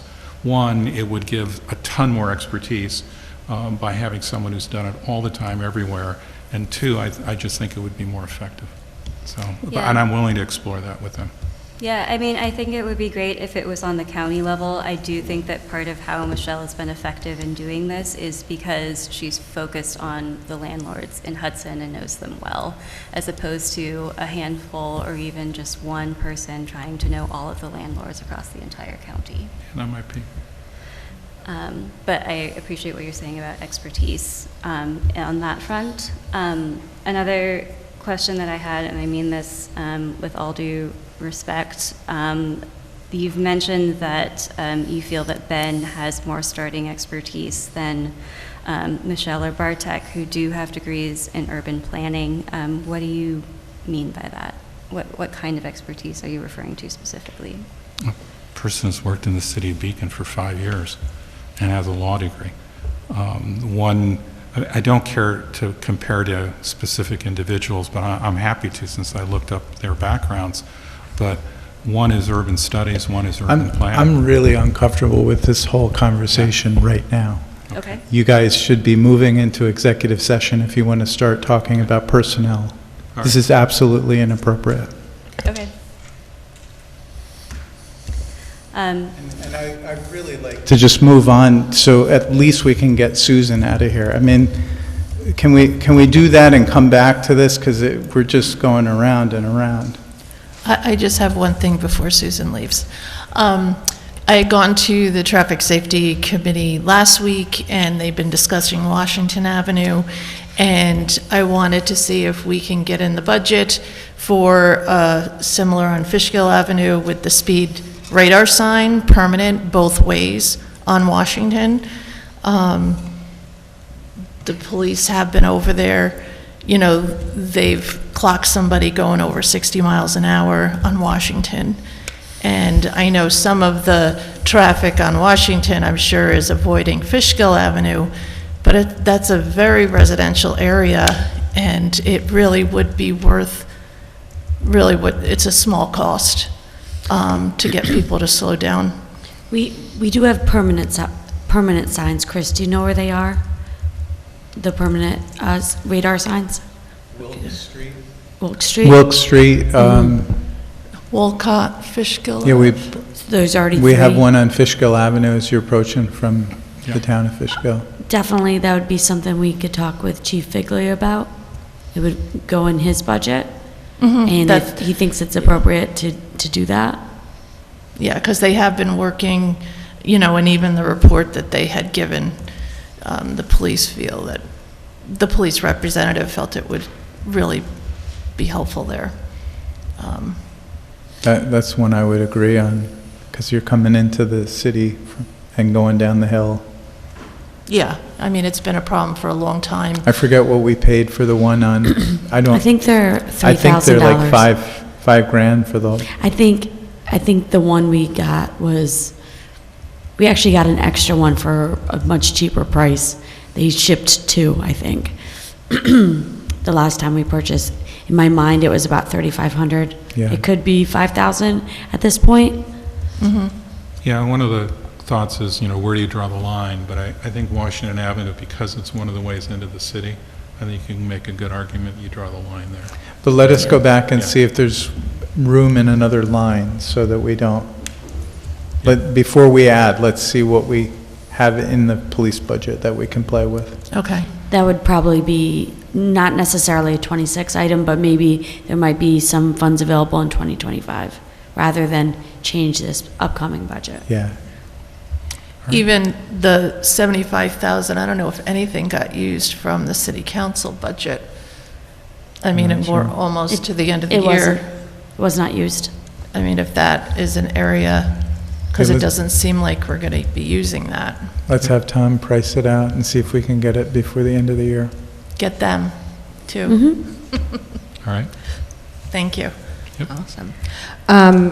Related to pedestrian traffic, I know we had some residents talk about a bike study and that you, Chris, have worked with the county and with kind of on a pedestrian study. So I think for that 75K, I don't know if Natalie has capacity, just to game out in 2026, what would a study cost? What kind of thing does the council actually want to do around bikes, and what might actually be feasible in the future? So I think that's something that I think there's enough desire at our local level here just to kind of see what's actually possible. Yeah, to stay on the topic of council priorities, I'm going to come back to something else in a minute. I just want to agree with Molly that getting a plan, not just of walking, which I appreciate, Chris, you've secured a grant for, but also planning. I have not secured a grant for this. Okay, I'm sorry. Okay, so I Dutchess misunderstood. County Transportation is actually conducting the study, so it's both their expertise. Again, things are said here that just are not accurate, so I'm. Okay, well, thank you for fact-checking me. I'm sorry, I misunderstood. Okay, so Dutchess County is conducting, of their own volition, a study of our sidewalks. Is that accurate? No. Okay. It's not of their own volition. We went and we asked them and we applied for money through their program so they would allocate it and then guide us. We haven't started it yet. We would probably launch this in December or early next year. Okay. And again, it's what they thought was the most important part of this kind of general mobility plan. We spoke to, we speak to the people that know things in their field. So we spoke to both the city engineer and the city planner, and we said, what do you think would be the most effective investment? And Natalie said to us, the planning board is making determinations about where sidewalks should go in the outlying parts of the city, and this type of plan would help to, with a prioritization, would help to say where we think we're going to be extending sidewalks. Because it may not make sense for somebody, I don't know, way up on Washington in Glenham to put sidewalks if we're not going to be there for the next 30 years. So she said doing that type of study would be helpful. It would also help us when we have limited sidewalk money to know where we want to put them. Do you want to build new sidewalks into a neighborhood that never had them, or do you want to rebuild them where they're falling apart and we need them for a school route? And even the ADA ramps too, which ones aren't there, which ones aren't there because they're major issues, which was another discussion at East Main and Liberty Street, because there's storm drains right where the crossings would be. So this would be a comprehensive look at location, gaps, ADA infrastructure, pedestrian lights that are activated or automatic, and it would look at crosswalks as well, where they're missing, where they make sense. I mean, people have asked for crosswalks, but then we don't have a sidewalk on one side to go to. So, and again, this is a pretty big study. This is $40,000 that the county's putting up. There's nothing in this study that conflicts with later doing, bicycle work. And if we do this well with the county, my hope is the county would say, yeah, now we'll do the next phase. Again, we're also starting studies on Beekman Street. We announced, and people seem to forget, that we have an actual bike lane project on Beekman Street that would put a bike lane on the upgoing lane and rebuild sidewalks on both sides. That's a $3.8 million project. It was studied back in 2017, 2018, and we've now received awards from both the federal government and the state government that we'll be bringing to council probably in the first quarter of next year. And that pays about 3.6 million of the 3.8. So we are going to have a lot of studies already doing. If you want to do a bike study next year, tell me what you don't want to do. Because we'll say no to the Beekman money. We could just pave it and be done with it. We could say no to the money that, you know, everybody wants to do everything at once, and it's not how things get done. And clearly, we're getting things done. We've done the firehouse, we've done Fishkill Teller Avenue, but it takes time. Well, I think a bike study is not going to cost as much as the price tag you said for Then Beekman, so I tell me, don't think it's tell me really what we don't comparable. do next year. What do you want to not do? Like, it's about time. So It's- should we have something that says non-priorities? Like, I mean, we're talking priorities. So, I mean, you have to be hearing things that we're just talking about, and you can't get worked up about it. We're having a discussion. I get that, Pam, but if you keep saying we're going to do a bike study next year, and we've lined up these other things, tell me what you don't want to do. We'll I mean, talk that's a to the pretty mayor. simple question. If you don't want to do Beekman, we'll cancel it. So, look, the other way to think about it is, let's put something in the queue, right? As opposed to, let's do it right now, right? And if we agree that it's important, it'll be in the queue. So in my head, a bike study is what we should, what the bike crew should have been advocating for from day one, for which I totally agree. In my head, it's in the queue, but when I ask the question, do I prioritize that over a pedestrian study? No. Do I prioritize that over the Beekman project? No. It comes after that. So in my head, it was like, okay, let's try to tee it up next. But next could be a year, right? It doesn't happen in a day. Well, and you also have a rail trail project, Yeah. Again, we've been trying to queue that up. That rail trail would be a game changer for the city, and it wasn't even on the radar until Lee and I went and asked the county to do a study on it. Now we're trying to parlay that into the first project. So again, I think a bike study dovetails with the rail trail, though. it doesn't I at think- all. It's a design process. It's engineering the rail trail is the next step. It's not some conceptual study. It's actually taking the feasibility and doing I heard, engineering. because they already did the study and they paid for it. Right. I mean, maybe there's opportunities that the county would do a bike study. Maybe there's opportunities that someone could be asked if that's available. I mean, I guess when you ask the priorities, I think you have to reword it, because every time we discuss this, everybody gets worked up on one end of the table. On what way? Help me understand what you mean. The last time I think we've discussed the priorities the third time, and this always gets, what do you not want to do? You're asking for too much. Maybe, like you said, just create a list of what we want and try to prioritize it. I feel like we're getting nowhere. Well, wait a second. The rail trail study got done.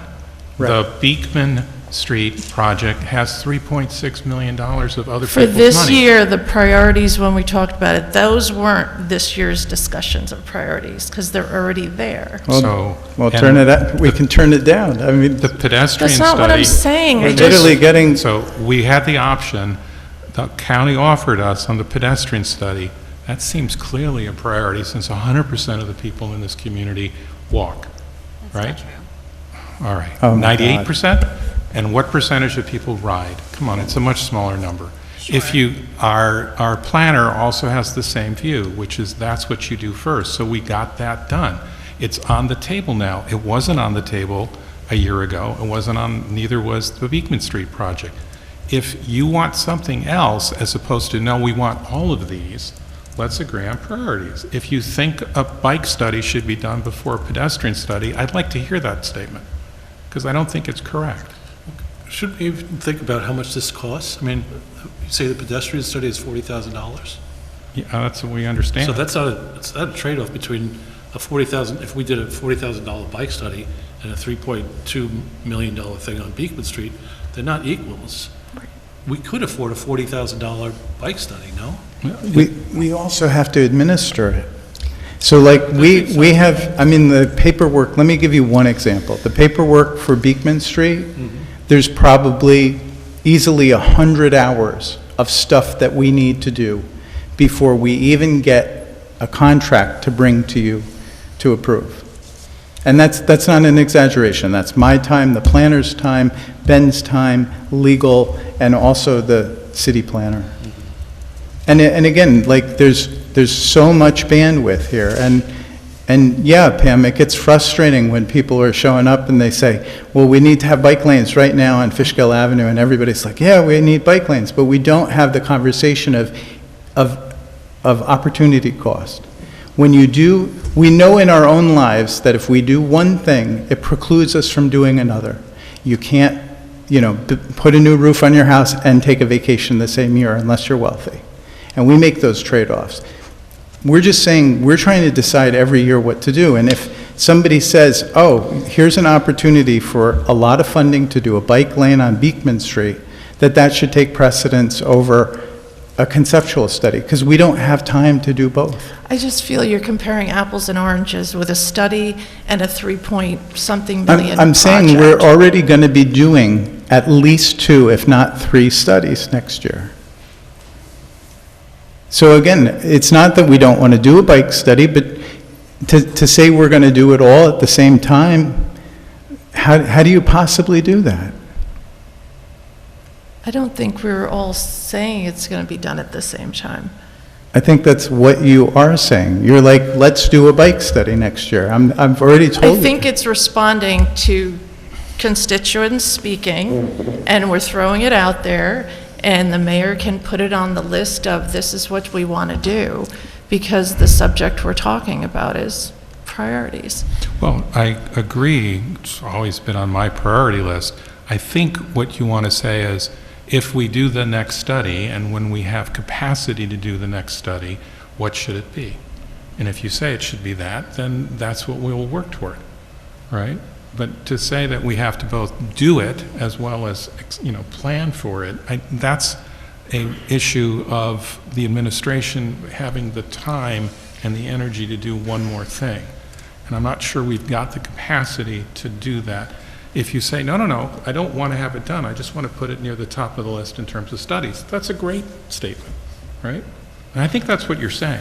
I thought it was what everybody was saying. I don't. Yeah. And there is a great document that we did use and should be revisited that Chris had provided where we looked at the list of priorities, and it should be brought back and it should be spoken to and maintained. And it is not an immediate wish list, it's a queue. Yep. And it's a prioritization. And there can be a short list and the community knows what is the priority of the current leadership. And then it actually can, when they know what the priorities are, it can inspire additional creative thinking, the ideas that can be brought to the table. Yep. It removes it from the abstract to something that is discussed and is not displacing immediate activities or immediate investments, but it is something that the community has a sense of what is being discussed and what is likely to happen within even a 10-year time frame. Okay. I'm with you. And the one thing I will add is, if we get a rail trail opportunity, it will rise to the immediate top of the list. I'm just telling you where my priority is, right? That if we have the opportunity to make it happen sooner rather than later, and we have the opportunity to get the funding for it, it will take our energy and our attention, and it will come first. And I'm just telling you that now. We don't have anything lined up, but I'm just telling you, if we do, it will jump to the list. Okay? Yeah, I appreciate you clarifying what your priority is, Lee, and I'm not saying that the council's priorities are different, but I am curious to understand, if the council would prioritize a comprehensive bike plan over the rail trail, for example. Okay, I'm interested. And honestly, I don't know. I think that I would like to understand better. But I think that there's this conflation happening between, Mayor, your priorities, space for the council to articulate our priorities, and what is actually being asked of the administration. And I just want to point that out as one example of what just rhetorically happened. So help me out. I'm just a little dense. What did you mean by that? I'm not sure. I just didn't quite get it. Sorry. Maybe you just have to say it again. Sure. I think you just made a very clear statement that if the rail trail comes up, that is your number one priority. Yep. And you said it in a way that I think means that that's what's going to happen. And that you're in sort of, I'm sorry, the word that's coming to mind is lockstep, and I don't have a better term, but with the administration on what's actually going to happen.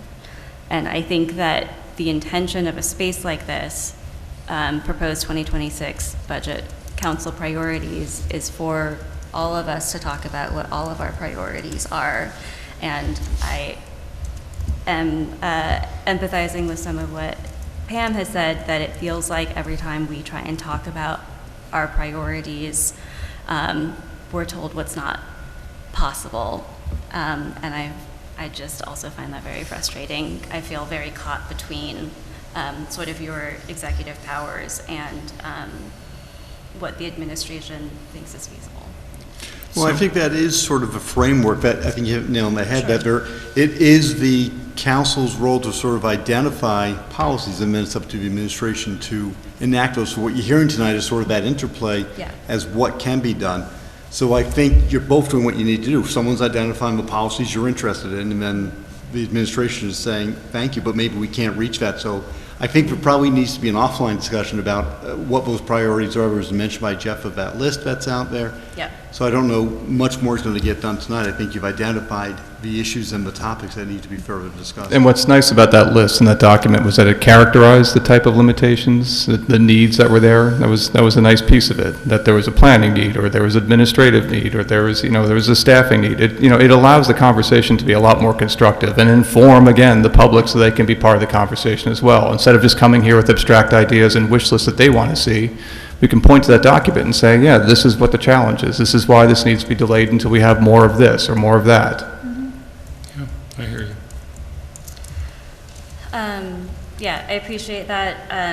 If we're closing this conversation, I just want to put one more thing on the table, which is that I think it's important for us to be planning towards our comprehensive plan. If there are budget considerations and consulting to begin before the end of the calendar year of 2026, I think it would be appropriate to reflect that in this budget.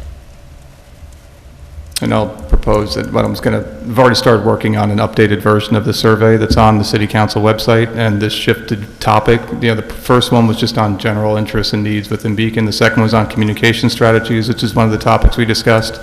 My draft question list, and I welcome your input on this, is about preparing for the comprehensive plan. It's a no-cost, easy way to solicit some feedback, and we have very good response on past surveys, so I suspect it would be very useful going forward. Nick, and I also want to clarify what you just said in terms of the council having time to discuss separately. Are you suggesting that be done as like a caucus meeting, or that it be done, what's the format that you're suggesting?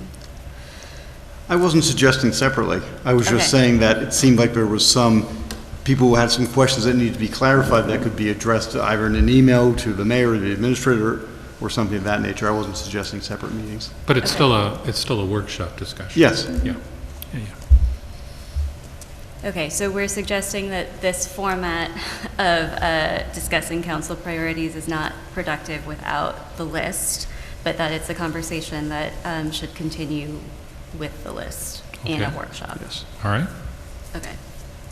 I'm not making another list. I mean, the last time we did a list, this blew up.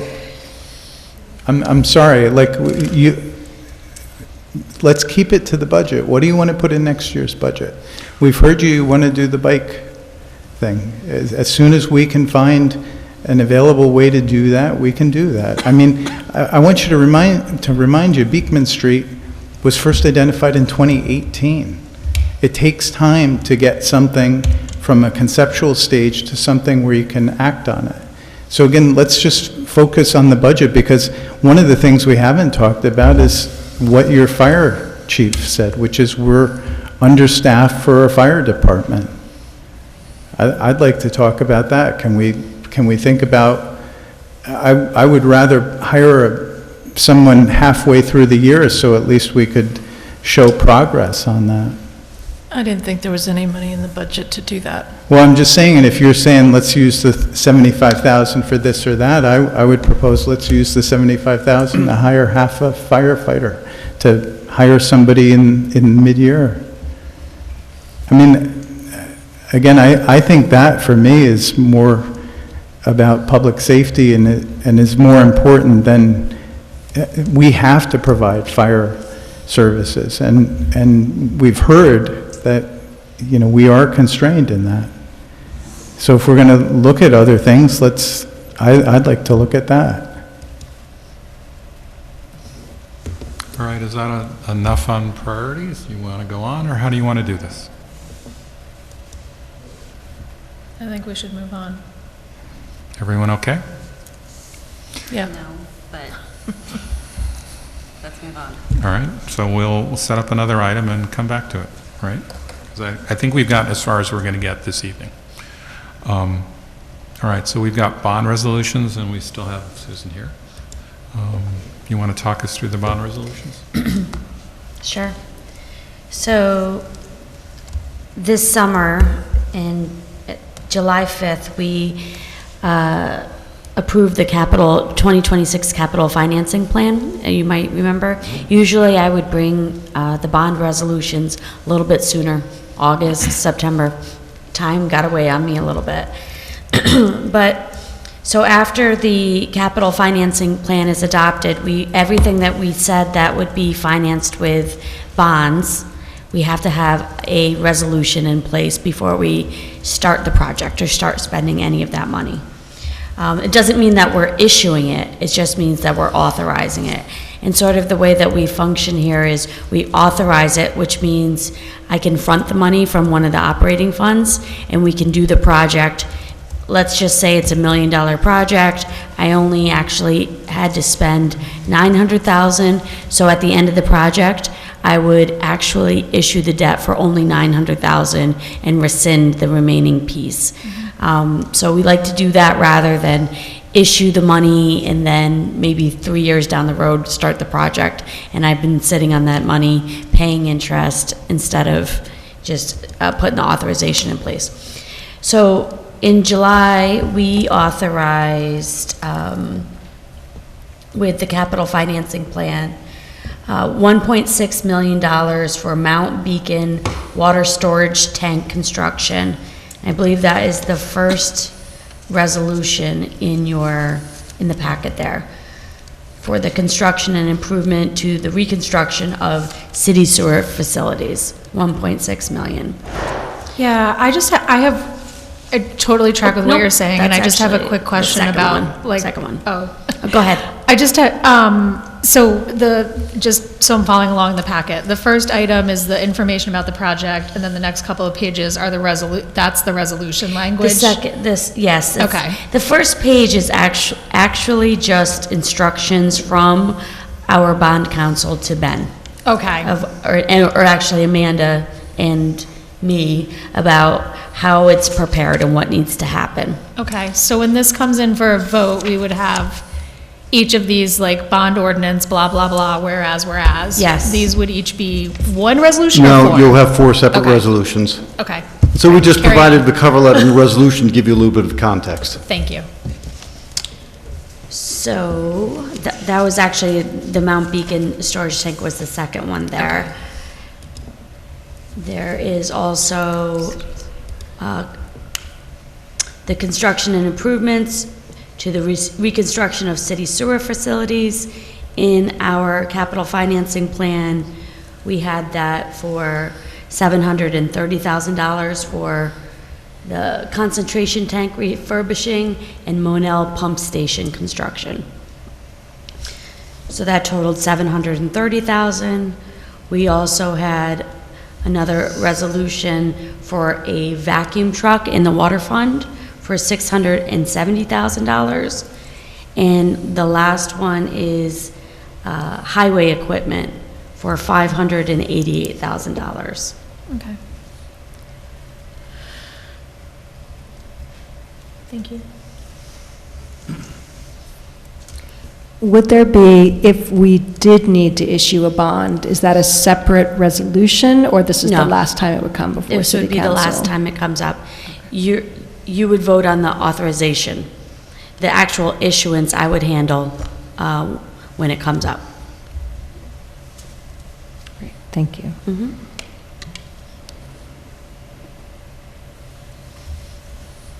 This totals 3.5, right? 3.5 something. 3588. Yep. Okay, everybody good? Yes. All right. Can you go home? Thank you. Thank you. All right. Thank you, Susan. Next one is, I think, Nick, you're going to introduce 248, and then we have somebody here? We do. Yes, the applicant's representative is present. So the council may recall that about a year ago, you received an application for an amended concept plan approval in connection with the 248 Tyrod Avenue project that had 3 buildings, 2 of which were residential, buildings 200 and 300, and then building 100 was the non-commercial component, the non-residential component that had been approved in this council's concept plan and in the planning board's site plan. At that time, you had a number of work sessions and you adopted a resolution at the end of the year to permit certificates of occupancies to be issued for the residential, even though the commercial had not been constructed. You also had conversations with the applicant, the property owner, about what they could do to more robustly market the commercial component of the project. They provided you with updates. They complied in all respects with the residential component and the extra BMR unit. And they then came back in the spring and provided with you some information as to how they had tried to market, not successfully in their analysis, the non-residential component. They then appeared before you a couple of months ago, and you asked some questions about how do we know where the marketplace is and where do we go from here. The mayor spoke with the county and Patterns for Progress, and Patterns for Progress came, Adam Bosch, about 2 or 3 meetings ago, and gave you, in my word, an analysis of Main Street commercial space versus off Main Street commercial spaces and where the market was at that time. So to advance the discussion, this council still has a request from the applicant that they believe they have done their due diligence and satisfied the council's inquiries about the non-residential component, and that a commercial component is not viable in this location. So they are back to the council to request that that component, that building 100 be non-residential, be removed, and that they be permitted to construct residential. So code section 223-41.14B talks about the Fishkill Creek development, and in the last sentence it states that less non-residential square footage may be granted by the city council for the voluntary and guaranteed inclusion of a project of desirable environmental, transportation, or other substantial benefit which would not otherwise be required of the project, as determined at the sole discretion of the city council as part of a concept plan approval. So I think it's really 2 questions. The first is, are you satisfied that the non-residential is not viable? And that if you are, then you go on to the second question, so what's the substantial public benefit that we would be seeking here? And you'd want to have a conversation with the applicant and hear their thoughts, but give them some feedback as well. But I don't think you reach that question until you first are aligned that the non-residential is no longer viable. So that, Mr. Mayor, is my introduction, and the applicant's representative, Jay Blumfeld, is present tonight. All right. Thank you all for your time. I think Nick laid it out pretty clearly. We have had the property listed as requested, and I think it's over a year now, and we feel strongly that we don't see a viable path forward as a commercial building. We don't see a financial path forward. We don't have financing for it anymore. And we respectfully ask, we sent the letter in, respectfully requesting that the council consider possibly looking at residential. And as Nick mentioned, the resolution says that for a substantial public benefit. My understanding and our understanding from the council is that the public benefit that would be sought is more affordability in the housing. And to us, it's simply a matter of dollars and cents and how the math could work. We want to proceed with the project. We want to get the project finished, open it up, get the construction out of there. And we believe that the math is going to be dictated by how many units ultimately we could build there. As an exercise, we looked at adding 5% affordability to go from 10 to 15%. We think that's something we could do. Obviously, if there's a certain amount of units, I think if the amount of units and the density goes up and we factor in what the council wants, we could see what we could do. But I'm really here just to listen, to understand what the council wants, what's the council's priorities, and request that we proceed to look at a residential use for the 25%. Okay, in lieu of that commercial 25%? Yes. All right.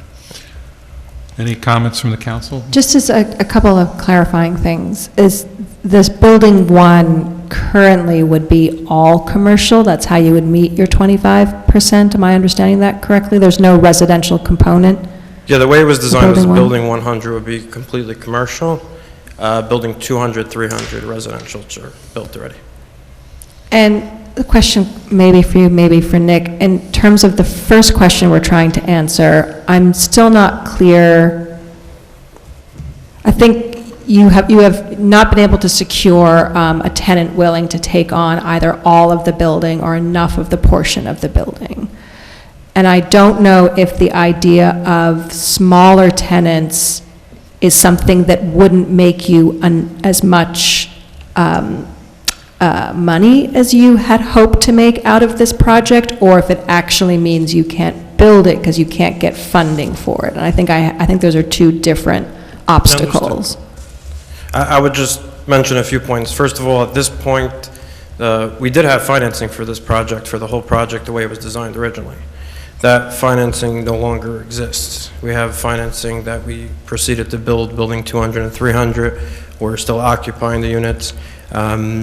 And building 100, as far as we've gotten, is as far as we've gotten financed. The bank will not give us financing at this point for commercial. I think it's an important point to make. That wasn't necessarily the case the last time we really went into depth on this. Regarding the smaller tenants and making up a critical mass to be able to build a building, Brian Moss is still the broker to this day. Any inquiry that's come in, he still fielded, and he didn't stop. And we've looked at what that would look like, and there simply is not enough small inquiries that are of any reliability to build up to having critical mass. So we have looked at it both ways. I think that when the council originally discussed this almost a year ago, we talked about June, being, given until June. Obviously, we've given it longer, and we're going to keep it listed until, there's some type of final decision either way. We're not going to take that listing off, and Brian will continue to answer and, fill us in on any leads that come in. So to follow on from Molly's question, is it the desired construction now, would it be all residential, or would it retain still some commercial with residential in the same building? Our ask is to make it all residential. We don't feel that we could really make it successful with commercial. We feel Last time you were here, we talked also about being a good neighbor and talking to the current residents and the other people in the community to ask about what services, what types of businesses they might want. Did you do that work? So I believe that we did send out a email without getting, I think we got one response. I would have to double check that to our current residents, to the current tenants. We're still filling up the building. I think as we continue to fill it up, we'll probably get a better idea. A lot of the leases we've also signed were, even if it was 2 months ago, didn't occupy the unit yet, so I don't know how engaged they are, but I could definitely follow up on that by an email to the council and see where we are, send out another email or two. I guess in terms of, Molly, thank you for asking the question about whether you had looked to do something other than all or nothing on this property. That, I think, was kind of a little bit of an annoying sticking point in earlier conversations. I am not sure what else this board could require to prove that the applicant is unable to fill the commercial properties. So, to me, I feel like question one is somewhat answered unless somebody has something that the applicant should continue to do here that they haven't already done.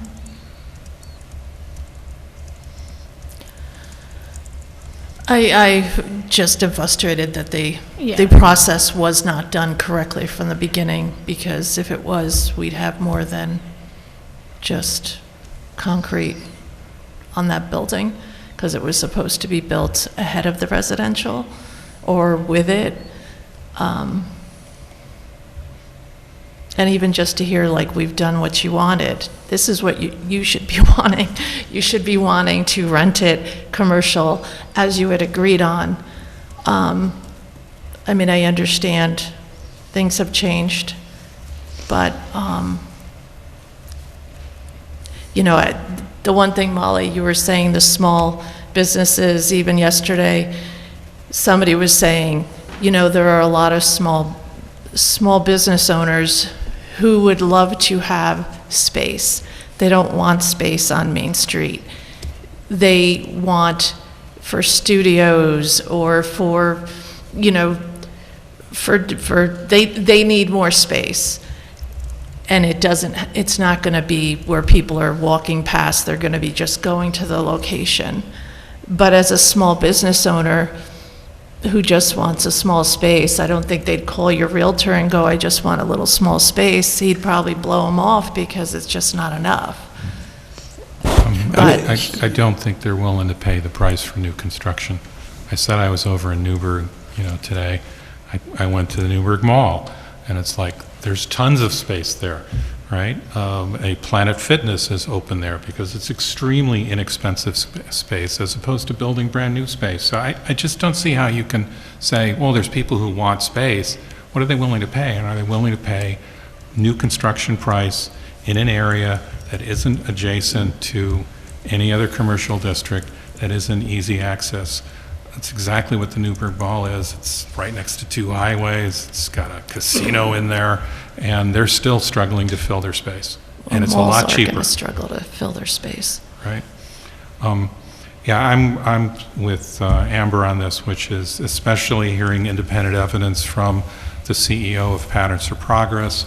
You know, he has board members that he said their banks don't lend in commercial anymore. In fact, they're decreasing their commercial exposures, and they only will lend if they have an anchor tenant up front, even if they will lend. I think that's pretty consistent, and I think we're done here in terms of the first question, as Amber said. So anyone has other comments on it? Yeah, I'll just say I share Pam's frustrations, but I also see the objective facts that have been laid out. So I think we have answered question one. I agree as well. I just, assuming that we do grant you this relief from this, you're offering us in exchange for this 15% affordable as opposed to 10, and you've calculated those numbers, they would work for you?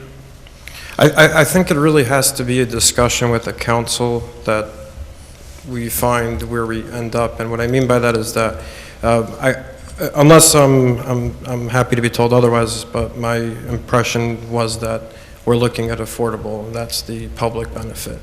So if that's the route we're going, I think it's really, to us, we want to build a project that's viable, and that's the bar we're setting. We're not trying to build a project that will make us, you know, millions, and it's something that we, at this point, we've suffered with this project, frankly, financially, and we're just looking to make it viable. So I think it just becomes a question of how many units do we end up constructing, how many are we allowed to. I would fully understand and anticipate that, the various boards would want the construction of the Building 100 to be in line with what was approved previously and to be appropriate for that area and so on and so forth. So whatever we could build in the undeveloped area and juxtapose that to the math of what we could, actually afford to give as affordable units, I think that's how we get to the conclusion. To us, from a physical point of view, it's probably just where we max out of how many units can we build if we go to the largest extent is probably a math question that very much relates to parking. If we're looking to utilize all of the area that's undeveloped.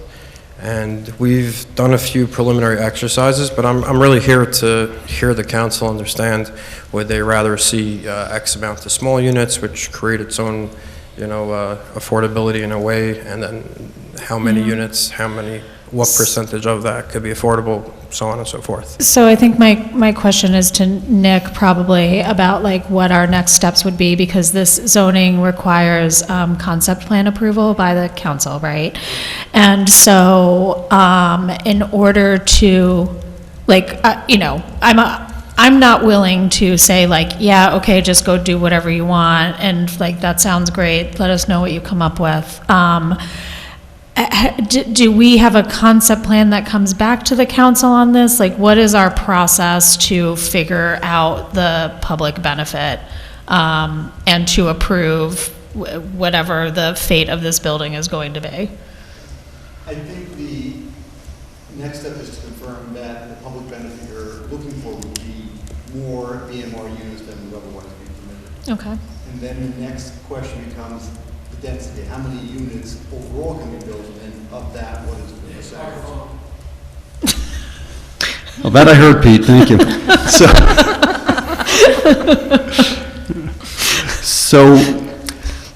the first question is to confirm the public benefit is the BMR units, which I think the council has concurrence there. And the next question then becomes the density, because you need to have that discussion about how many units in total, the unit type, 1 bedroom, 2 bedroom, and also the BMR percentage. Okay. And we can have that discussion on our side with Natalie. We could have them to sit down with Natalie and myself, and we could sort of work things out and then come back to you with a couple of options. Okay. So should we just do a straw poll and make sure that everybody agrees that we would prefer to see affordable housing as the public benefit? I would ask, I mean, we spoke earlier about some developers. There are some developers that focus primarily on affordable development. And not everyone can, not everyone's willing to. But such as the East End Lofts in Newburgh, a couple of hundred, all affordable. Is that something you could do? I don't think it's possible based on my knowledge and understanding of subsidized housing.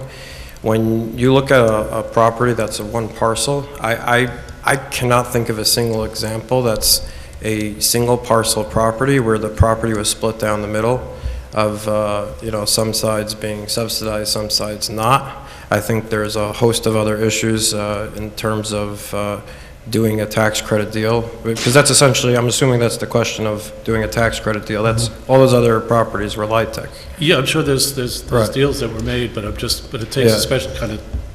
Yeah, I mean, we're not to me, in my opinion, a light tech developer, that's a separate business. It's, no shade given, it's a different business. It's a different model entirely. You're usually finding a bank that comes in as an investor that's buying light tech credits, and then giving you those credits to build. It's a completely different model. It's not something you're interested in? No, it's not something that we're familiar with. Frankly, we don't possess the knowledge to do that. Mm-hmm. But I was just adding, I believe also I don't think that you'll find too many, if any, examples of a property that's split, that you do both. It's usually all light tech or none. That's my understanding. All right, so the proposal, though, is that the next step, if the council says, yes, move forward, is to get the attorney and the planner and the developer together to kind of sort out a couple of options. Come back to you with like ABC. I'll just mention, I think Natalie has a conflict if she's on this. She's recused wanna use herself. someone else. Okay, yes. Yeah, A figure it planner. out. Thank you. Everyone okay with it? Okay. Yeah. All right. Okay. All right, Nick, is one of your next steps forward is for us to answer the first question? I mean, you've heard that. If I'm not mistaken, the council has conceptually agreed, there's no formal vote, it's not a resolution, but you've conceptually agreed that you're satisfied that you would waive the commercial component and that you would view the public benefit as being providing more than 10% BMR units. All right. So that gives us enough guidance. Whether we do that as one resolution now or a separate one later, I think will be determined by the next steps. Okay. And how quickly we can move that along. All right. And I would just clarify also quickly that the infrastructure is in place, so by the properties, that's really a lot of that driving force behind that math, that as we add units, our cost per unit does go down a little bit, gives us the, availability. So I just wanted to, I think the infrastructure side of it's an important point to note out. I will note that this will be a good example for that discussion that we will probably have next year, which is if we want that percentage to increase, would we offer additional units? It's sort of a test bed for that, right? So let's see what happens. All right? Everybody good? Mm-hmm. Okay. Thank you all for your time. Have a good Yep. night. Last one's also yours, Nick, Yes. which is the R15 zoning. Yep, just checking my mic was on. So, the council introduced a local law to amend zoning, as you know, from a couple of workshops. And the planning board and the county planning board have both completed their reviews. In your agenda packet is a letter from the county planning board that it's a matter of local concern and they have no comments. The city planning board at their last meeting did a comprehensive review, and you had their 2-page review memorandum, which in the first paragraph talks about why they're in favor of this. And for those of you who have watched the meeting, it was a good, hearty discussion by the planning board of the issues. On their second comment, they raise a discussion that we should talk about, and I'll get back to it in a moment. And their third comment is to suggest that the council's resolution approving the local law, should you approve it, have a requirement that the building inspector provide a report in 18 months and 3 years, so that you can get a sense of what has been the impact of these laws, taking a look at the number of single-family units and other residential housing being constructed. So the one that you need to focus on tonight, respectfully, is item 2, where they talk about in the local law, it is on page 2 of the local law, it's under section 223-10, section I and subparagraph 2. So typically when a non-conforming use or structure is burned down completely to ground, more than 50% is destroyed, you cannot rebuild it because it's non-conforming, you want zoning to conform. In the housing discussion, there was a suggestion that, well, wait a moment, if we have a non-conforming 4-bedroom or 4 units where only 2 are allowed, why do we want to force a reduction in the number of housing when it's being a part of that community? So the planning board was in favor of that. They raised the concern that could the council clarify what is required to be rebuilt? Do they, if it was previously 10 units, can they come back and build 7 larger, more luxurious units? Or does it have to be 10 units? What is the council trying to accomplish here? And that's what they set forth in their number 2, which if everyone's had a chance to read it, I won't read it in its totality, but that was the intent of their comment. And so if so, we would then make a change to that subpart number 2, and this is on for a continuation of the public hearing next week. Yeah, I really appreciated this memo, and I just want to highlight, I particularly loved number 3, and, I guess just for Paloma and I, something to consider for future resolutions. As I was saying that, I was like, oh, yeah. So, specific to number 2, I think that my intent, and part of the intent of the council, but everyone can speak for themselves, was to preserve housing units. That being said, and I know the planning board will hate to see this coming. That being said, I feel a little hesitant to say that it has to be one-to-one because of being unable to predict kind of the economic or other conditions that may influence that. So I guess my initial preference would be that if it's multifamily or whatever the definition is, that it should stay multifamily. But I'm not sure that I feel like that we can say it has to be the exact same number of units. Because it may be an older building where the units just aren't what we're used to in a marketplace today. Yeah, I mean, maybe they're not the square footage that you could build based on the code today. I mean, who knows, maybe the economy has tanked and there's only financing for a duplex and it used to be a threeplex. I don't know. But I would really like to hear what other people have to say, and if that's even a feasible path. I don't. I think you can go the one direction, which is, let's say, just make up a number, say there's a 4-family there and it's a 1-family zone. It would seem to me that you would want, they could just take the 4-family and make it a 1, meaning make it fully conforming to the underlying zoning. So it would seem to me that anything in the direction of the original, of the underlying zoning, which should be okay. If it goes to a 3, that's a little less non-conforming, goes to a 2. I'm not sure you'd want to go the other way, which is it's currently 4, but I could make them smaller and get to 8.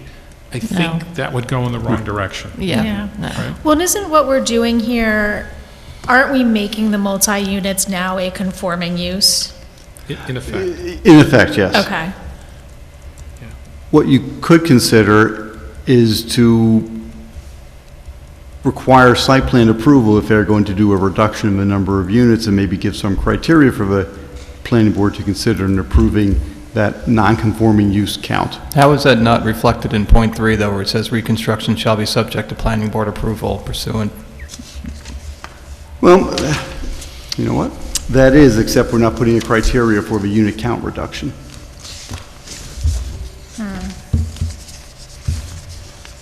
So you heard a couple of comments. Are there other ones? And maybe just leave it to Nick to come up with something. I'm actually fine with it being a one-to-one replacement, both as Amber was alluding to, that it's easier to do it, and I think for my personal intent, or my individual intent, it was to preserve those units. I also would thought, and Nick, you can tell me if this is absolutely not true, that if they wanted to have a different number of units, they could go to the zoning board of appeals. They have could, that yes. avenue too. They could. So if it's something like they can't fit our code, I would have thought the zoning board of appeals would be amenable to hearing that. Fair. Okay.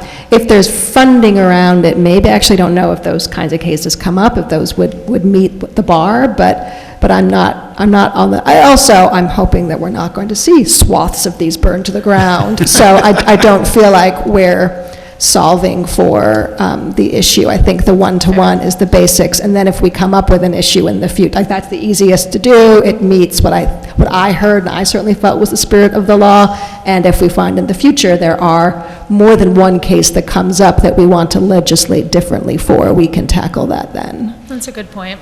Yeah, especially since we're going to hear in 18 months how it's going. Yeah. And just to, make the point, Amber, that, if the economy tanks and what is feasible has changed, then presumably there's a hardship exemption that they could apply for if they needed something different. Is that in our law? I don't know. That would be a variance issue. It might be hard to demonstrate. It would be, yeah. Yeah. Okay. I mean, Molly has convinced me to her thinking, so I'm fine with that. Yeah, I think in general, if we see an issue arise, we can address it at the time, or the ZBA could work it. Okay, so we'll clean up that language to reflect that intent. Mm-hmm. Yeah, I appreciate the clarity. Yeah, great feedback. All right. Yeah, what's good feedback? Is there another item, or are we set? That's it. Let's find out the next meeting. Our next meeting is 7 on the 3rd of November. See you all. Thank you. Motion to adjourn. Motion. Second. To adjourn. Molly, Pam? Yep. All in favor? Aye. Aye. Thank you all. Okay.